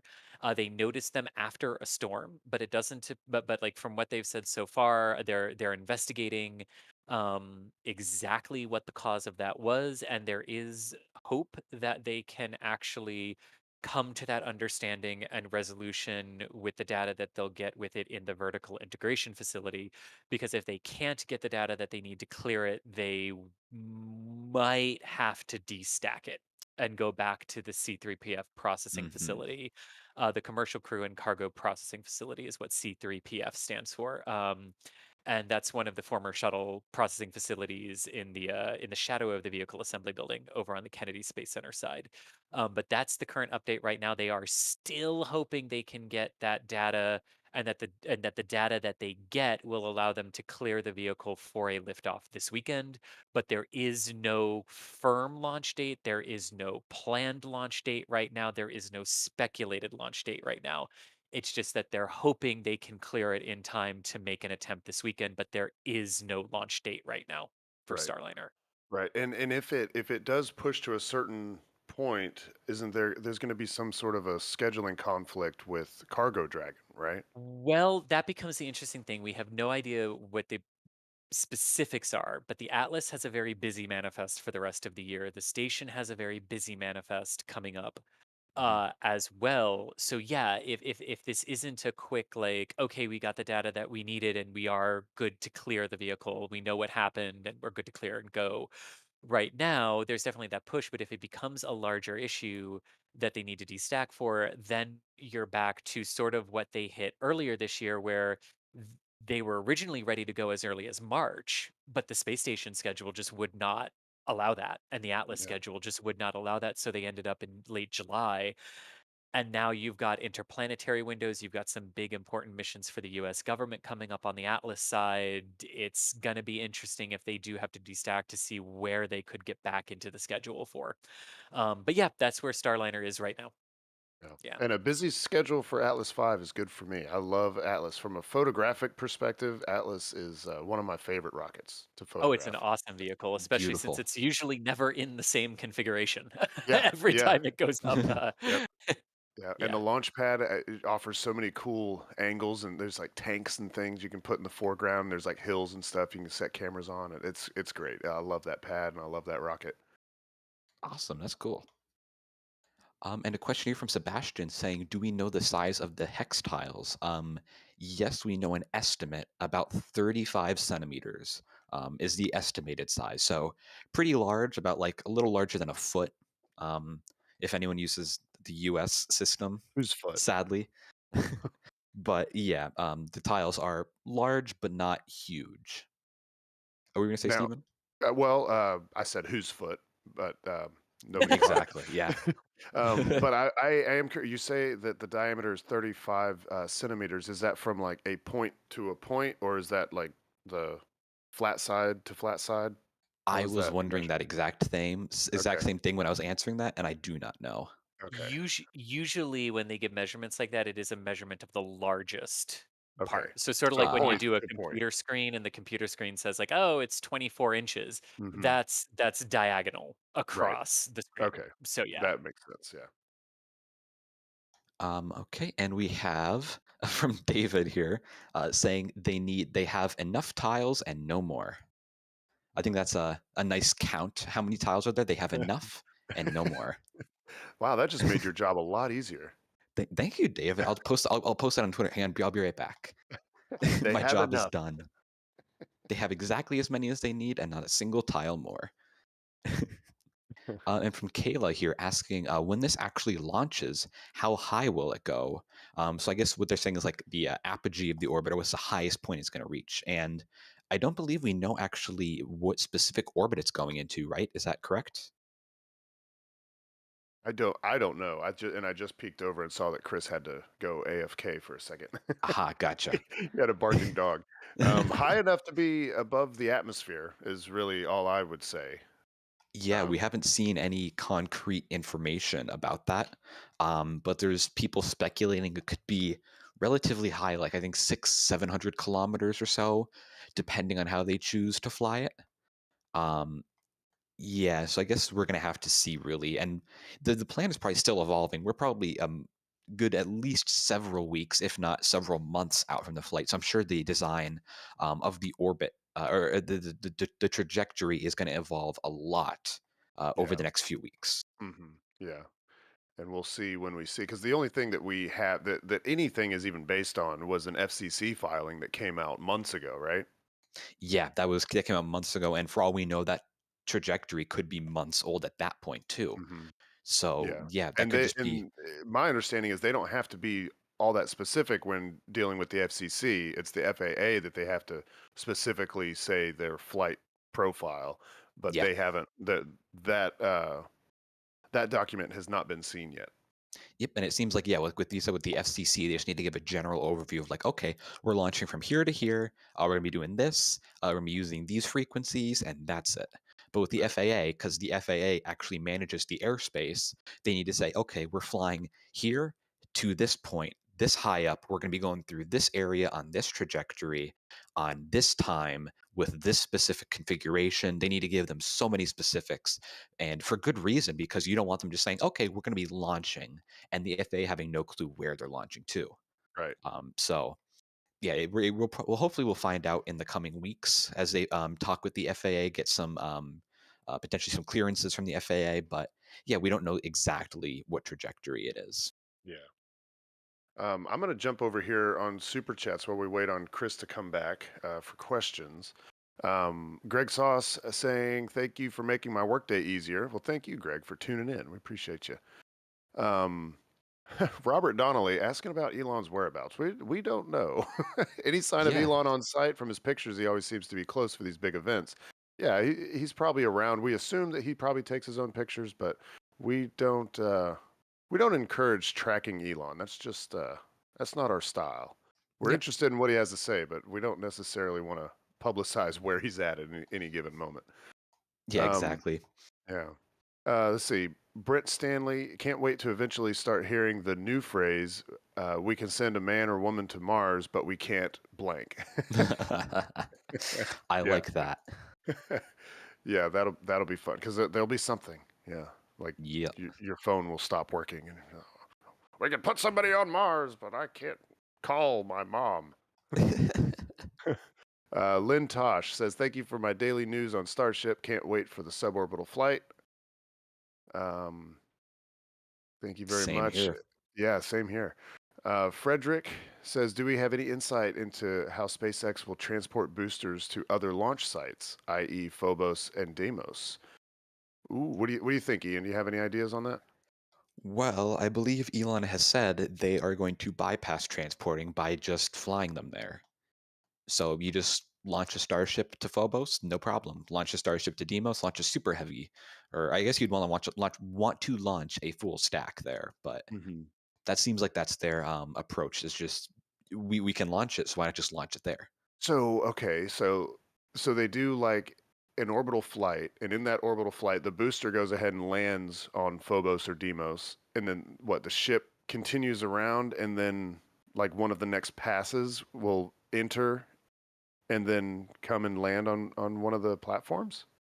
I mean, I guess you could do that, but I think their approach would probably be launch it, do like I guess like a maybe like a premature shutdown, Hmm. and then land it. I'm not entirely sure though. Yeah. I wouldn't expect them to land them both at the same time, is why I was thinking maybe they would Yeah, do like an orbital flight and then just wait, bring the Starship down at a opportune moment. I think they're still trying to figure those details out themselves too, to be honest. Yeah. Okay, let's see. Oh, Conan James Evans says Cato, crane assisted takeoff. And that's from before we brought it up, y'all. So There that you wasn't go. our fault. Andrew Arena says, how much thrust does Super Heavy produce? It's 29, right? Yep, thrust is 29. But so what is it? It's about 200 tons of thrust per Raptor times 29. So it'd be what? 400? No, like a lot. A lot. A I'm lot. too tired. I'm too rushed to do math in my head right now. Musical Wolf says, can you confirm smaller flaps are on S20? Oh, that is a good question. Are these the smaller flaps? Because I remember seeing some flaps on a rack at the production site, and later it was confirmed. I guess it was Elon that confirmed it, that they realized they didn't need as large of flaps as what they had. So, are these the smaller ones, or are these still the larger ones? Yeah, yes, these are the smaller ones. They have the aft flaps are narrower and the front flaps are shorter. So that's what they're doing here, and that's going to save a bit of mass, which will help in the long run. Yeah. Um, let's see. Chris M says, I don't know if this has been asked already, but do you think the black piped structure currently under construction could be the catch arms? Could Um, be. I don't know. yeah, it could be. It absolutely could be, but it also could be part of the crane or maybe a fueling umbilical. We'll find out when they put it on the tower, really. Yeah. Okay. Ali Alazawi says, how do they plan to battle pogo oscillations? First, I think, Ian, I'm pretty sure you'd be able to explain what pogo is. I think I know, but I don't trust myself to explain it. Yeah, so I wouldn't I don't have 100% certain explanation. But pogo oscillations are essentially when you have vibrations in your engine or when the engine is this is really difficult to explain, at least for me. But it's when you get essentially vibrations from your engine that are strong enough and are kind of parallel to each other. So the vibrations sort of add up and your whole vehicle starts to shake up and down or compress up and down. That's why they call it pogoing, because it kind of compresses, extend, compress, extend. And if you have that going fast enough and strong enough, that could possibly destroy your vehicle. That was a big concern with the Saturn V. They had pogo oscillations on Apollo 6, and they were concerned about it on Apollo 13 as well. Yeah. So yeah, it is a major issue. However, I do Was not know was how that the they're. thing that they ended up solving with putting like a like sort of baffles in like the engine nozzle? Was that solution? That I I'm not remember entirely. there was some like development stuff and a lot of engineering went into it, and they determined that they needed to get the flow coming out of the engine to be just right, and it turned out that they put that like shower head looking thing in there with these baffles to kind of help keep the flow going the right way. I don't know. I'm Yeah, that was probably on the F1 engine, but that was just for because the engine was so huge. That was because they wanted to keep the flow was getting a bit unstable inside of it, Mhm. and so they put the baffles inside there to stabilize it. Okay, yeah. People in chat are saying, yeah, that was combustion instability. Okay, thank you for that clarification. I wasn't sure if that was sort of the same problem slash solution thing. Yeah. Um, all right. Let's see. Very Reverend Friar Peter J. Shaw. That's a long name. Respect to the workers on the lift that went from the ground to the top of mounted B4. Yeah, that's on up there. But I would say Yeah. that a lot of these folks, this isn't their first rodeo doing something like this. I would say that a lot of these workers have probably worked on, buildings, maybe even skyscrapers, and probably been up that high. It's probably ain't no thing for them. Yeah, I mean, I'm scared of heights, so kudos to them, but I could not do that. Yeah. Let's see. And then Robert Crooks says, "Love the stream. Been watching for the last year. Keep it up." Well, thank you, Robert. Appreciate that. Mars Launcher says, "Would it be possible for them to route something like nitrogen for them to do a stacked pressure test prior to rollback?" Well, yeah, we don't know if they have the lines hooked up to even do that, right? I think what they're saying is maybe what they're suggesting is like do a cryo test, but not a fuel, like well, we've seen them do with Starship. They've put nitrogen in it just to do a cryo test. Yeah, I think they're talking more about doing a an ambient temperature nitrogen pressure Oh, test, okay. which they could do if they did pipe up nitrogen. That would have to be a long line getting it from the suborbital site, the tank farm, to the orbital site.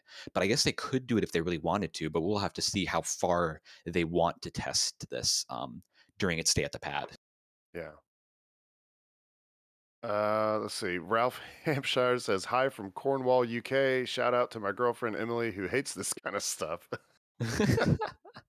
Well, I hope y'all are still watching. I hope she didn't make you turn it off. Oh boy. Yeah, Rough Riders show coming in. That's a regular over here. So glad to witness this. How will the lifts be able to get to the very top of Starship once stacked to unhook the crane? Yeah, this kind of came up yesterday, right? How would they get up there to unhook things? Yeah, and I think the general consensus from Mary actually was they would use a basket from the crane carrying the crews to access the hooks on Starship. So that's what Mary thinks is going to happen. Now we don't know for sure what's going to happen, but that seems to be what they might be going for. Seems pretty logical. Now the crane that could, ooh, I don't know if it could reach it. The one on the right that's doing the cryo shell right now, would that be the Huh. only crane that would be able to do that job? I'm not sure. I don't think that would be tall enough to. I think Yeah, Franken Crane is the only one that could. and Interesting. Franken crane is busy right now. Yeah. Yep. That's yeah.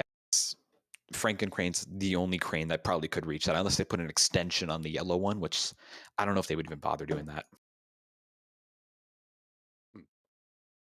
I have it on good authority that Chris G has returned. Well, I would hope that I'm good authority. Yes. Because he He's said it lying. himself, yeah. Yeah, you never know. Uh, let's actually run through some questions here. We got a few in the queue here. Let's see. First off, oh, actually, you just answered this question here about how they're going to unhook Starship. And then there's one here from Rakua or Rakua. I apologize, if I'm butchering that. And they're asking who's manufacturing the TPS tiles. Chris, do we know where they're making these or who's making these? I know a lot of them are being, some of them are, and a lot of them are still being made here at Sidco Road, here in Cocoa. Oh, this is when I really wish Julia were here. Yeah. Yeah. She's been trying to keep up 'Cause with that stuff. yeah, she's really been keeping up with it. But yes, what was the first question too, Ian? There wasn't that the second part of a two-parter? Yeah, who and where are manufacturing the TPS tiles? Oh, I'm sorry. Was there another question before that then? Nope, that was it. Oh, that was it. Okay, I'm sorry. Yeah, I know they're here at Sitka Road. I really wish Julie were here. So that's Uh, SpaceX is manufacturing them. Is that right? but yes, they're in-house. They're in-house designs and everything like that. Yeah. Gotcha. And we have a question here from Delaney asking or saying that they did not see legs on Ship 20 when SpaceX posted or Elon posted a picture of the Raptor vacuum engines. Do we know if there are legs on Ship 20? That is a good question. I was wondering that too. Yeah, I do not know if there are any legs on it or if they would even seek to put legs on it since this is currently, per the latest filed flight plan, not intended to actually land, but just simulate the landing experience about 100 kilometers north of Hawaii. So I don't know if they would even go through the bother, honestly, of putting them on if it's never going to need them. You know what I mean? Yeah, and I just Or it could just be like it doesn't need them for right now, yeah, and yeah. and I'm looking at the photo that Elon tweeted yesterday, I guess it was. Yeah, I'm looking Yeah, at that one too. and there's no legs on it at the time of this photo, I'll say. Yeah, it looks like it's just completely. They're not even leg attachment points, I don't believe. So No. looks like they're going, and it doesn't. They don't even need legs anyway because they're just splashing down in the Pacific. But yeah, interesting. They're going without them. Save a little bit of money, save a little bit of mass, I guess. Yeah. But yeah, interesting question in there.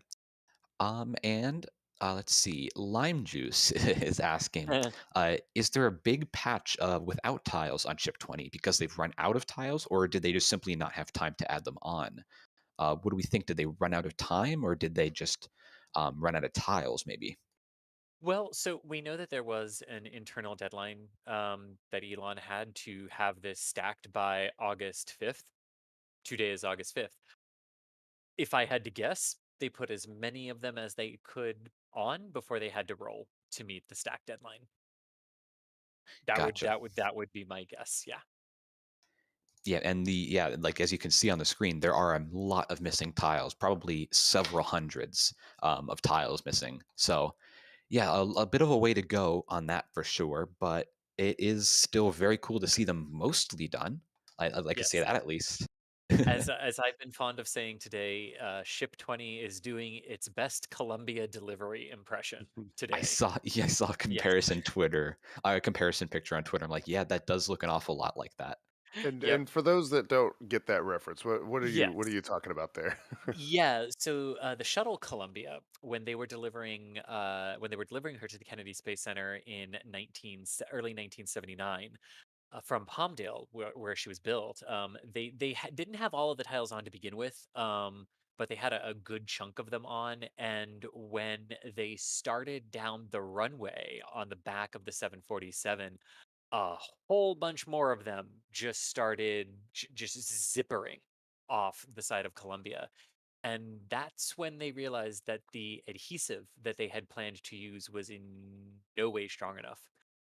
So they had to figure out a way to stabilize the vehicle to then get her to the Kennedy Space Center, which they did in March of '79. And then they basically had to redo the tile application process on Columbia and redo the bonding, stronger bonds, make sure they got it right. And for the most part, they did. But what that resulted in was some very bare patches of Columbia when she was delivered on the back of the 747 in March of '79. Wow. And correct me if I'm wrong, but I think I've heard a story of they kind of left for the night when Columbia got to KSC, or maybe this was back when it was in California. They left for the night, came back in the morning, and like hundreds of tiles had fallen off overnight. Is that? Do you recall hearing that? I feel like I remember Um, hearing that before.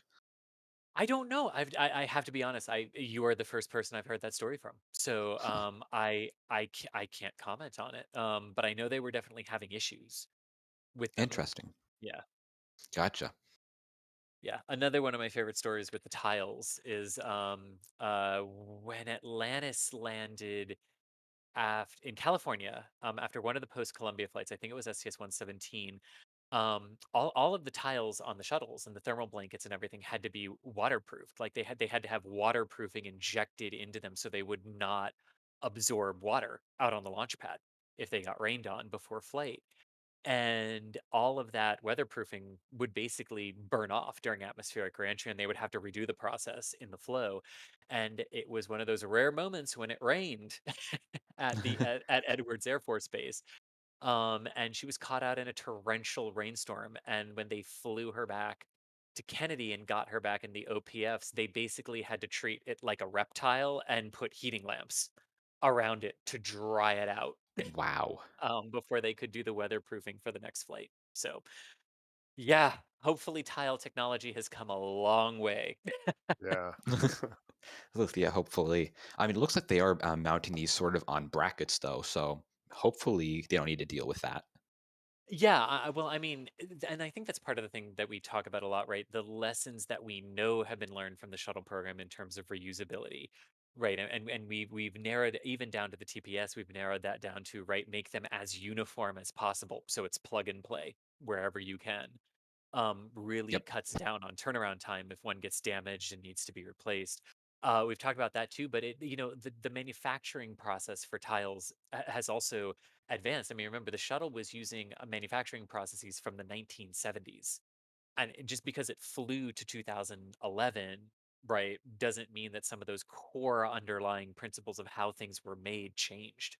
They were still very much 70s processes, and now we have the chance to have like all of that experience plus what's the government shares with the X-37B and what the European Space Agency has learned through some of their initiatives, as well as what NASA has learned, and all of that can come together into new tile designs like you see here. Yeah, and yeah, it's interesting to see the evolution because these tiles here are an evolution of the shuttle tiles. So yeah, it's cool. It's cool to see. I'm sure SpaceX worked with NASA closely on designing these tiles and getting all those done. Well, Um, there may have been. I mean, there may have been because a lot of what NASA does when they develop things is they don't keep it like hush hush secret, right? It's out there for the mhm, industries to use and improve upon. yeah, and actually, Patrick here was saying that they had a special bakery delivered to Starbase to make some tiles. So that's likely they're going to be starting to do some tile making their own tiles on site now. So they'll need to ship them all in from Florida. Maybe they'll have both going, and maybe they'll have the one in Florida working when they get the Roberts Road construction site or the Roberts Road assembly site up and running for Starship. So yeah, cool to see. I'll say I want a tile. I want a heat shield tile. If they have one they Yes. don't need, just DM me. My DMs are open. So if you have a heat shield tiled, yeah, I'll take it. But Well, are anyway, you going to share your toy, Ian? no, I'm a No. selfish person. Oh, okay. Well, in that case, I have more homework for you. Yeah. I think Chris B mentioned in our back channel that the Star Trek box sets are on their way to you. There you go. I have to start teamwork classes now too. Yeah, we'll start with Star Trek and see what you learn. Oh, brother. Anyway, from Ty here asking, do you think that SpaceX will record the reentry process for public view? I know that NASA has a plane with an infrared camera on, and I believe the WB-57 is that?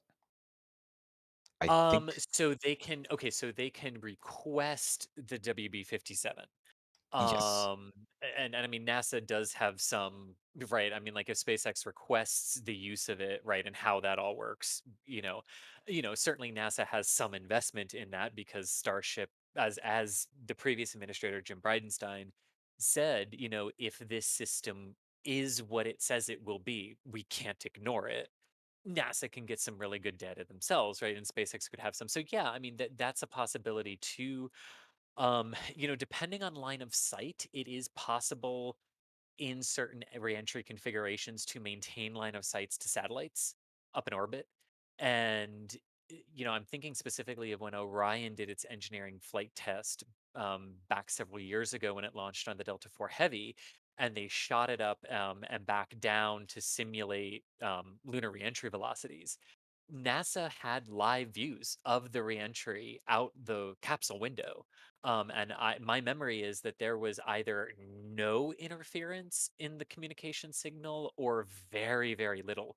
So it is possible to Aha. maintain communication and data links during atmospheric reentry. So I would say not just the WB-57, but they might broadcast those onboard cameras as long as they possibly can. And if they can continue to broadcast through Starship up to Starlink and back down, or up to other communication satellites if they request the use of them, they might just keep it and broadcast everything that they possibly can from it live.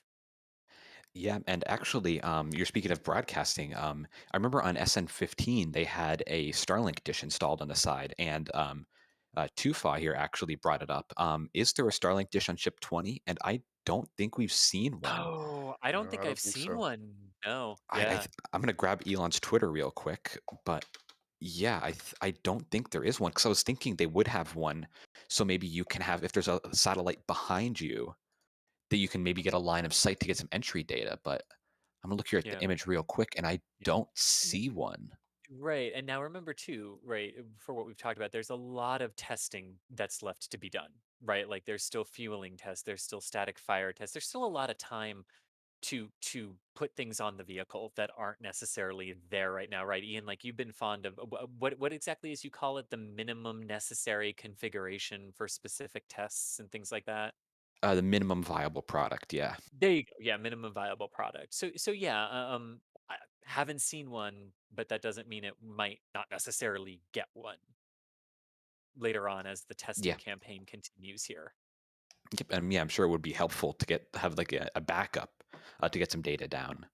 Or Mhm. maybe they found a way to put it inside underneath the steel without affecting the line of sight.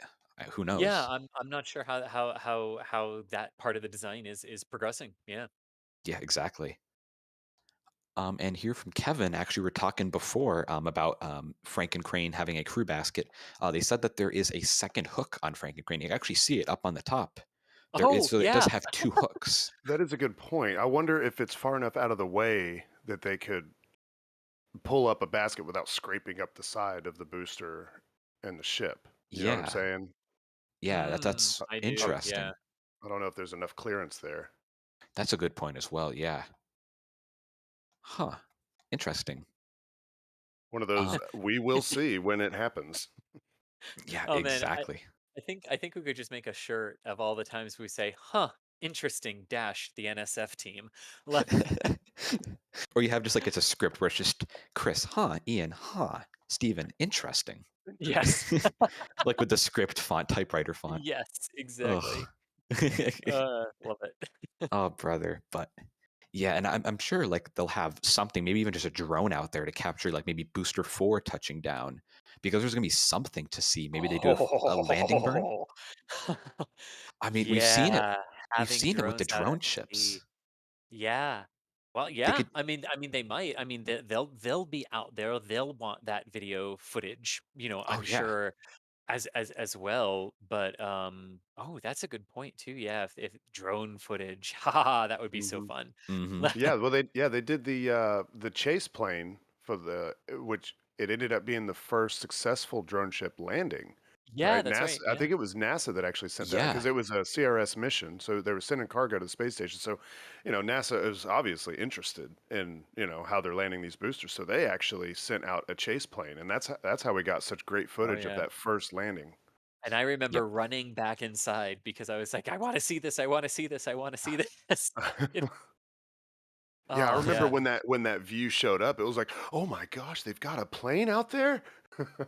Yeah, and I was just waiting for like onboard, you Yeah. video or like just the confirmation that it had landed or whatever. Yeah, and then there was that view of it from the air. Yeah, and Oh, actually, I yeah. got pointed out in the back channel. DOS is saying we have just under 40,000 viewers, but 10,000 likes, which is Mm, a That's awesome. crazy Yeah. ratio. That's very Yeah. interesting. yes. Yeah, that really helps us out. Like that helps us become more visible on YouTube or whatever, right? The more people like it. A crazy ratio in terms of like smash that like button. Yeah. Yeah. Hey, I said that once jokingly, okay? Hey, but also too, 36 third. Oh, okay. Well, that's apparently harder to say than I had anticipated. 36,000 of you are watching right now. Thank you so much. I mean, we love geeking out and watching this stuff and just the preparations for major moments in space history like this, the first fully stacked starship system. And just thank you so much. And I know there's been a huge question on a lot of your minds, which is, when will it finally get to orbit? And I know many of you have asked, and while we don't have an exact date to hand you, if you want to express that question in the form of a garment or a mug, we do have some when Starship Orbit merchandise over in our store. That's shop.nasaspaceflight.com. And we do have some of that merchandise. So if you do want to express the question of when Starship will be in orbit, we might be able to help you display some of those questions. And that's one of the many ways you can help support us, not just through channel memberships and super chats and watching the advertisements at the front of our videos, but anything in our store as well is a huge help to our continued ability to be able to bring you not just the live streams like this today, where we didn't just have the robotic assets out, but Mary and Jack were out there for both of the streams today and just providing excellent views like this one. This is from either Jack or Mary. I'm not sure which one um, this is from. Yeah, I'm not Um, sure either. yeah, but this great view of the base of ship 20 here with almost all of its TPS tiles installed there. Just fantastic, but it helps us with those assets, and it helps for all the people behind the scenes. I know we haven't heard I don't think we've heard his voice on this stream, but Michael Baylor is behind the scenes as well, pulling all of those levers along with DOS. And I know Derek, you've been doing some stuff behind the scenes as well today, as have we all. But just thank you so much to however you support us. Thank you so much. You're welcome. All right, let's well, I'm way behind on super chats, but you guys are so generous that I definitely want to be able to thank you, or as many of you as I can. Um, let's see. Charles, I'm not going to try to say your last name. I'm sorry, but you said they could just use the Starship landscaping surface they use to clear the yucca on those trees. That I think that was maybe earlier when DOS was showing a different view, maybe from River Cam, and there was like bushes in the way and stuff. Oh Uh, yeah. yeah. um, let's see. Oh, and actually, just a couple of minutes ago, Elon was talking about the tiles on Twitter and says the remaining tiles are on the way. So there you go. The remaining tiles are on the way. There you So go. it seems like they actually did run out of tiles then. Maybe they did. There you go. So that's all they could put on it before they rolled out. See, again, it's best Columbia impression. Yeah, exactly. Mimic the greats, Starship. Mimic the greats. Frederica Olson, is it possible to build a flame trench under the orbital launch mount if SpaceX finds out that a launch without would be problematic? Love from Norway. Yeah, they could mount one if it proves problematic. I think the last thing Elon specifically noted about that was that the plan is still to not have one, but that might be a mistake. Um, so yeah, they could add one if they Yeah. needed to. In fact, the one near or the one at 39A that they had started building, but then they stopped when they wanted to focus more on the design verification elements in here in Boca. But that one does have the beginnings of a flame diverter in it to divert everything away from the rest of the pad structures at Hmm. 39A. So it's not that the design can't have one. It's just that they think it doesn't need one except in special cases, right? Like to protect the crew launch pad at 39A and things like that. Yeah. Yeah. Um, And also worth noting, mhm. maybe that design at 39A is gonna radically change. Yeah. You know, Well, who knows? Just because there's one that appears to be there now doesn't necessarily mean that's what it'll end up being. yeah, Hey, and there's, y'all. yeah, go ahead. Yeah. I'm going to jump in real quick here. We've got some reports from the field, and not necessarily the best report we wanted to hear. Apparently, there's Oh, been an announcement at the pad that employees are allowed to return to the work site. Ah, Employees can come back to the area, but they have to maintain extreme care. So somebody sort of letting us know what they heard over the loudspeakers over there, but a call that employees can come back, but be careful. That might not be exactly what we want to hear here. Now, yeah. we did see that cryo shell, and we saw that cryo shell getting blown around like crazy. Maybe the wind's not really great for what SpaceX is trying to do, especially the first time they've done this. This is the heaviest thing they're taking up to the very top of this crane, and they have to get it exactly aligned with the very top of the thing. We know that they really like those early morning hours when the winds tend to be calmer, but that announcement that was just heard down there at Boca Chica is not really what we were hoping to hear. So we're going to continue watching here, but right now, not a lot of indications that this thing is flying. We're actually tight there in on the bottom, and it looked like there were some workers around the base of it, but nobody was really on the taglines or anything like that. There's no real indication this is going right now. I'd love to be wrong on that, but we're going to keep watching for now and seeing what people say. Somebody was also pointing out there were work crews on the tower. Like you could see lots of silhouettes of people up on the tower, and it seems like the tower has actually been cleared out as well. I'm trying to see. I mean, I see one thing that is either a person or, well, a welding machine or something like that. Or I a don't know. person-like structure. Yeah, a person or person like structure. There you go, Steve. But look around. I mean, we know that that wind was blown when that cryo shell was up. Yeah. People moving away from the tower, yeah. workers being told that they could come back to continue work on other things at the site. And I Not think ideal. that's yeah, because that's the big thing. They have evacuated the pad aside from essential personnel when they lifted the booster, Yeah. right? Yeah, there were. And then they evacuated it again when they were going to lift when they were going to lift ship. Yeah. So if What they're all being told to come back, right? I think that tells us they're not planning it right now, at least, Yeah, to be totally fair, the right? first time we thought they were going for lift, we heard a specific announcement saying that everybody who's not working on that needs to evacuate the area, right? And Right. then there was the scrub, the rain came through, the storms came through, and then when we actually saw the lift, pipe fitters and welders were right there in the That's foreground true. going after that Yeah. GSD. That But they is did make true. that That's earlier true. announcement. Yeah. I mean, I remember that welder like could not care about the massive booster behind him. I got pipes to weld. Um, But mean, again, we don't know for sure. It's not SpaceX coming and saying, "Oh, the winds are too high right now. We can't do this." We can only sort of repeat what we hear and pay attention with our eyes, like see what we can see. That cryo shell, the way the cryo shell was sort of waving around in the wind was not great because that's so much lower yeah. to the ground. That wasn't even near the top of the booster. So we're gonna keep watching for now. So But I think as we continue to watch, we are going to say goodbye to Ian, and uh-huh. we are going to say hello to DK again. I believe I have that right, Ian. Yes. Yep. All right. Unfortunately, I do need to go. I do have a bit of an out tonight, but it was fun being here. Fun watching the things happen. The GSE tank shall at least be lifted and have some nice conversations along the way. But yeah, so Derek will be or DK will be taking my place, and yeah, I'll be heading out for the night. See you guys later. See you Awesome. Well, later, thanks Ian. for joining us, Ian. Yeah, Have a take good it one. easy. Tag, I'm in. Tag. Ah, I mean, did you actually like clap hands or something like in wrestling or? All right. Well, welcome back, Derek. yeah. Derek is a voice you've heard on the streams before. He's the content manager for NASA Spaceflight, hopping in to help us here. Indeed. And DK, I actually got a question for you right off the Yeah, what's bat. up?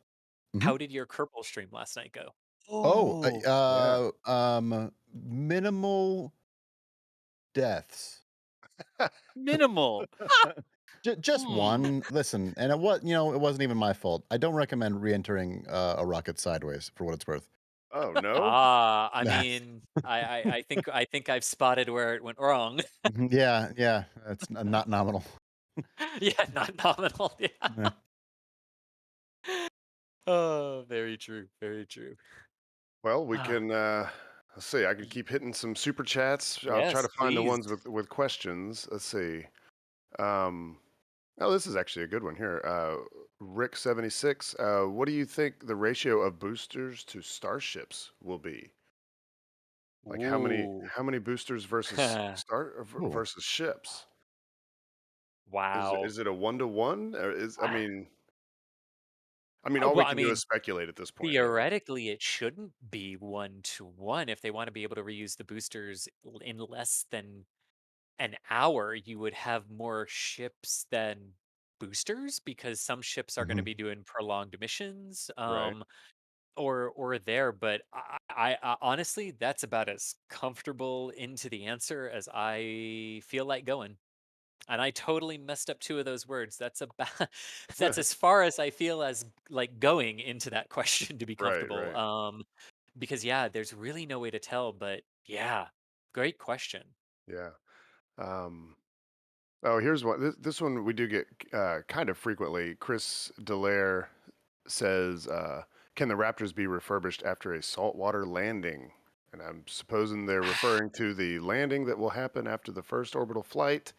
That'll be in the water. Yeah,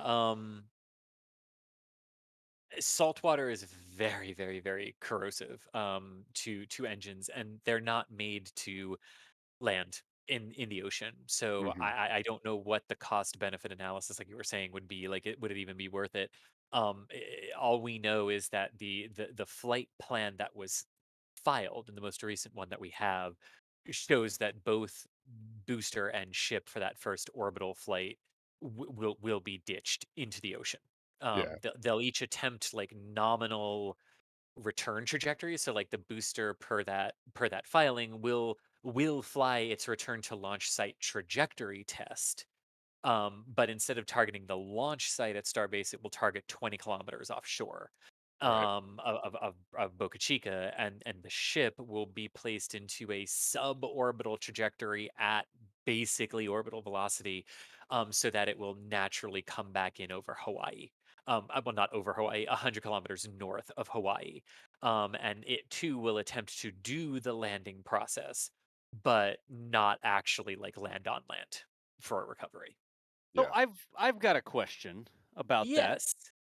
Is SpaceX under any maybe is it just a good idea for SpaceX to try and go get the wrecked engines back? I haven't looked up how deep Yeah. the water is at the end of that trajectory because we don't have the exact. It's just a Google Earth looking trajectory or Yeah. something like that, right? But potentially, if somebody went out there and tried to salvage a Raptor engine, that doesn't seem like something even destroyed. You I try vote the RB2, landing. R2B2. Yeah, but I I'll vote take R2. 2. Yeah.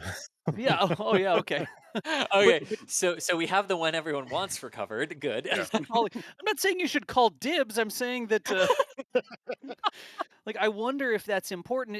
Maybe it's something they're not thinking about. If it lands soft enough, is the Raptor in any sort of shape? I mean, look at the engines that came up from the bottom of the ocean from the Apollo program. Yeah. Mhm. Yeah. I know everybody's favorite Yeah. Jeff went out there and pulled up those F1 engines, and some of them are in remarkably interesting shape. Like you'd certainly Yes. get information about the F1 engines, and those things came auguring in the middle of, I think it was the Atlantic, wasn't it?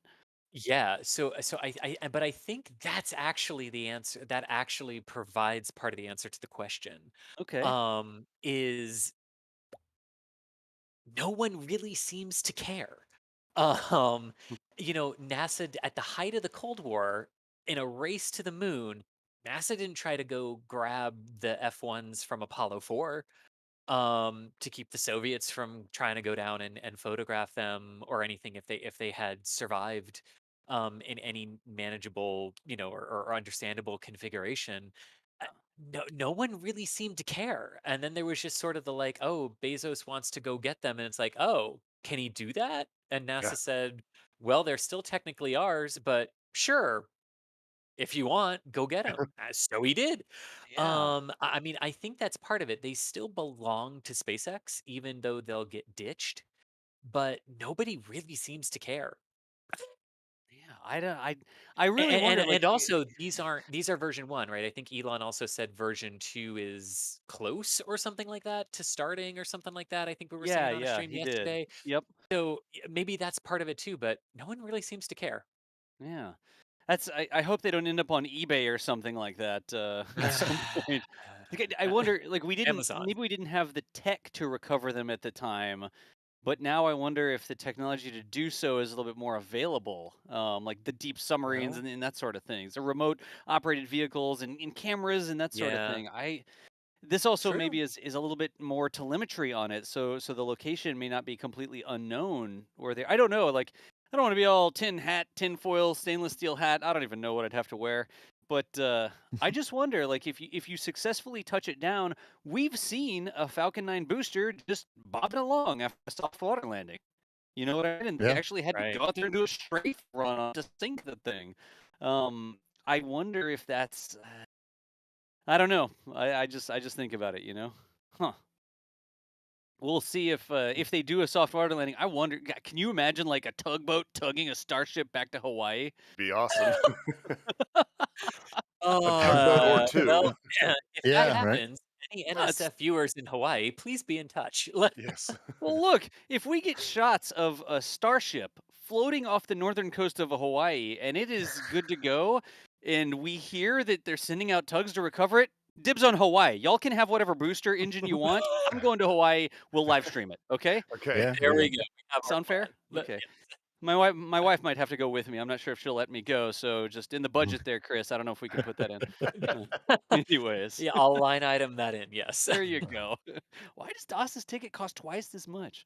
Um, Why does anyway. he want first class? Like, I mean, I mean, so they might. I know that they are just we're just going to splash into the ocean and sort of not care. That seems to be the sort of attitude that we've seen. But I feel like why would you not want to get as much of the vehicle as you Breaking can just to news. learn? Breaking Oh, news. hello. No lift. Ah, no. Oh. thanks, Elon. I am Well- so happy because we don't have to sit here for hours. And wonder. that's true. So the tweet from Elon, folks, reporting in, Elon says the winds are too high today. It looks like wind speed will be low enough to stack early tomorrow morning. Like we said, we know they like those low early morning winds, but Elon officially telling us that the winds are too high today. And so SpaceX will not be attempting a stack of S-20, Starship Prototype 20, up on top of Booster 4 today. That's straight from the horse's mouth. Boom, And boom, if- boom. NASA spaceflight, we like talking to horses, I guess. I don't know if that's how that goes. But that's the official word there, y'all. Oh, well. I'll allow Hey, the F's in chat for that. yeah, There you yeah, go. that Yeah. is it is a bummer. It's an I, F on the win scale. Go ahead, Steve. I wanted to say happy birthday because I noticed this comment in here. Chris Jordan said, "Watching with the family on my son's 13th birthday. Happy birthday, Jacob. Love the work, NSF." So I wanted to get that happy birthday out there for Jacob before we wrapped. Good deal. Let's run through a couple others. Maybe did we miss? I mean, y'all, it's like There's 2 a pixels of lot. scroll bar here. It really is. Yeah, Westy, thank you so much, Westy. Saying just bought a mug and a jumper. Love your coverage and did 50 Australian.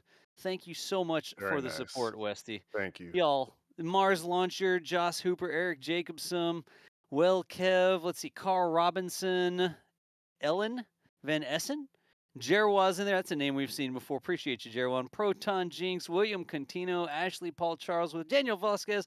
Just all, there's so many names in the list here. We'll never get to all of them. We cannot say thank y'all enough for all of the support. But here's what we'll do.